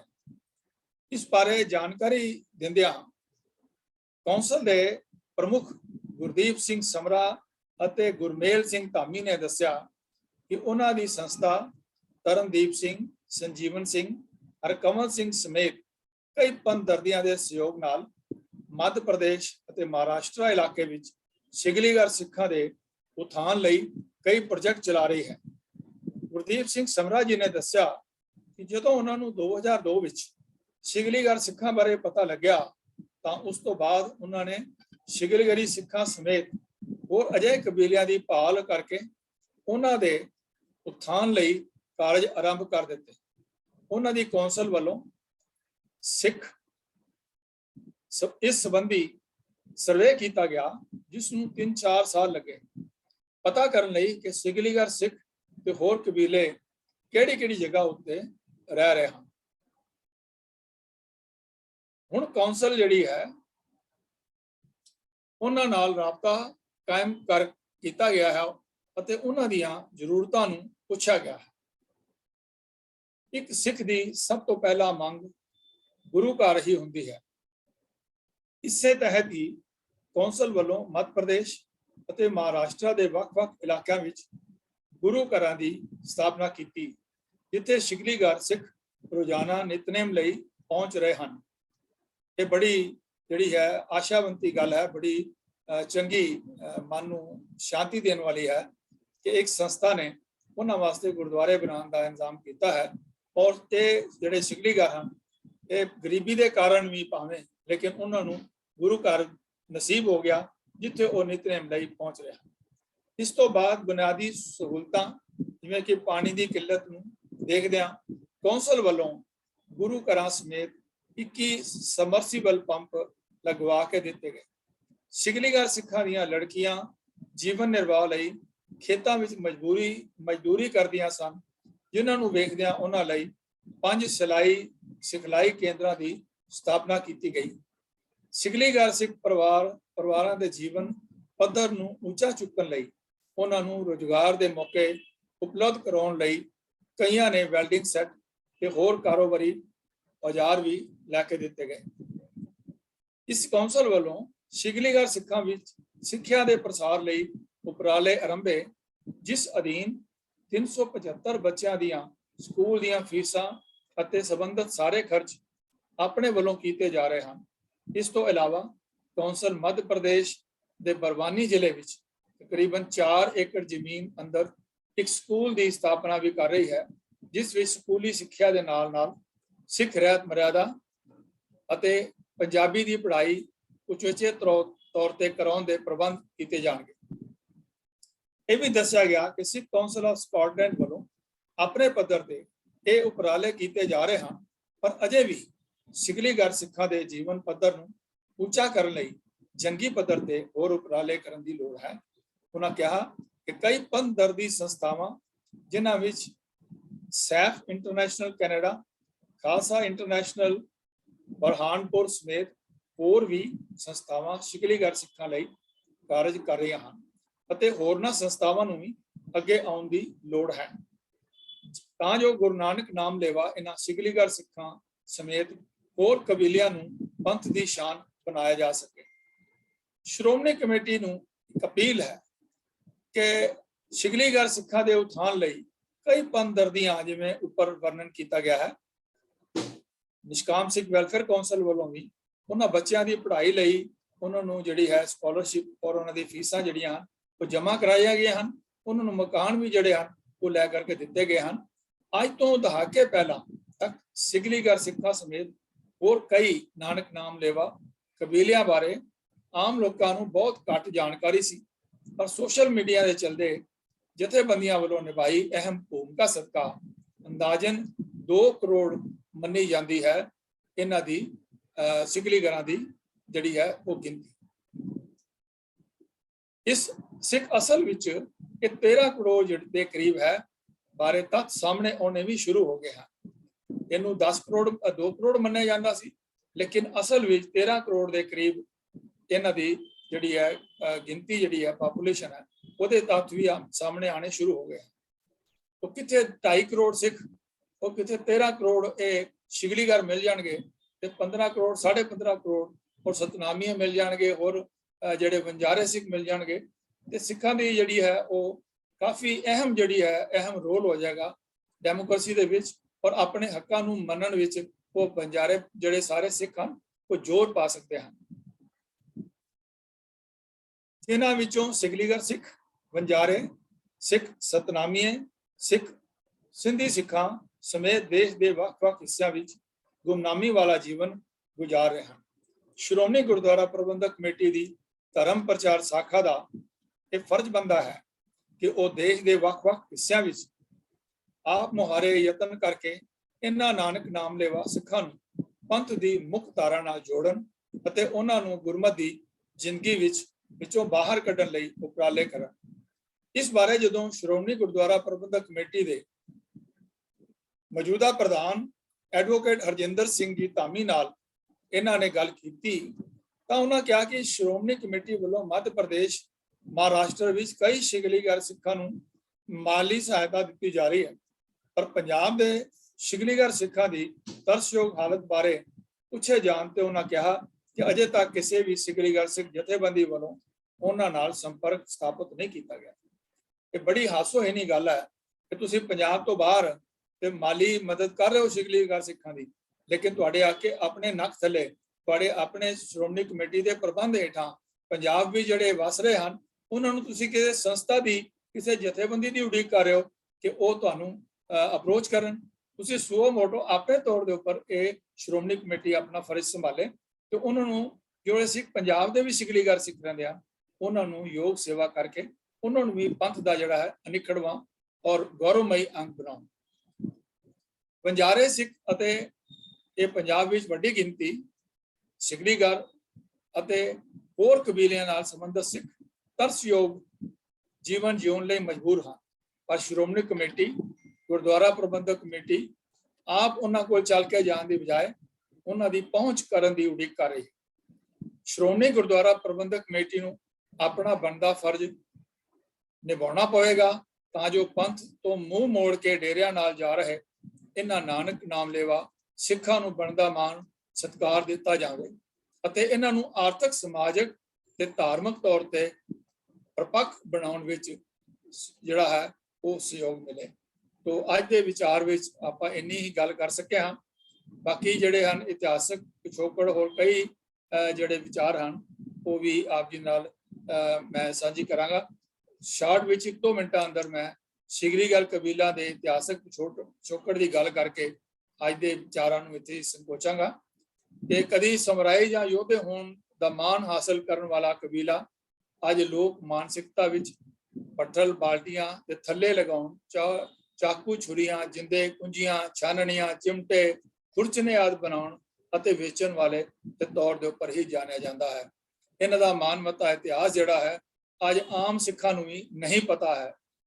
ਤੋ ਅੱਜ ਲੋੜ ਹੈ ਕਿ ਅਸੀਂ ਇਹ ਜੋ ਸਾਡੇ ਸਿਕਲੀਗਰ ਵੀਰ ਹਨ, ਜਿਹੜੇ ਵਣਜਾਰੇ ਹਨ, ਜਿਹੜੇ ਗੁਰੂਆਂ ਤੋਂ ਵਰਸੋਏ ਹੋਏ ਹਨ, ਜਿਨ੍ਹਾਂ ਨੇ ਗੁਰੂਆਂ ਸਾਹਿਬ ਦੇ ਸਮੇਂ ਆਪਣੇ ਹੁਨਰ ਦੀ ਔਰ ਆਪਣੀ ਜਿਹੜੀ ਹੈ ਲੜਾਈ ਦੀ ਜਿਹੜੀ ਉਹਨਾਂ ਨੇ ਮਹਾਰਤ ਹਾਸਲ ਕੀਤੀ ਸੀ, ਸਿੱਖ ਜੰਗਾਂ ਯੁੱਧਾਂ ਦੇ ਅੰਦਰ ਵੱਧ ਚੜ ਕੇ ਹਿੱਸਾ ਲਿਆ ਔਰ ਗੁਰੂਆਂ ਦੇ ਨਾਲ ਹਰ ਪਲ ਦੇ ਨਾਲ ਪਲ ਉਹ ਨਾਲ ਜੁੜਦੇ ਰਹੇ। ਸੋ ਇੰਨੀ ਹੀ ਸੇਵਾ ਅੱਜ ਪ੍ਰਵਾਨ ਕਰੋ। ਬਾਅਦ ਚ ਸਮਾਂ ਮਿਲਿਆ ਤੇ ਫਿਰ ਇਹਨਾਂ ਦੇ ਬਾਰੇ ਹੋਰ ਵੀ ਜਿਹੜੇ ਵਿਚਾਰ ਆਪ ਜੀ ਨਾਲ ਸਾਂਝੇ ਕੀਤੇ ਜਾ ਸਕਦੇ ਹਨ। ਹੋਈਆਂ ਭੁੱਲਾਂ ਦੀ ਆਪ ਪਾਸੋਂ ਖਿਮਾ ਮੰਗਦਾ ਹੋਇਆ ਫਤਿਹ ਬੁਲਾਉਂਦਾ ਹਾਂ। ਵਾਹਿਗੁਰੂ ਜੀ ਕਾ ਖਾਲਸਾ, ਵਾਹਿਗੁਰੂ ਜੀ ਕੀ ਫਤਿਹ।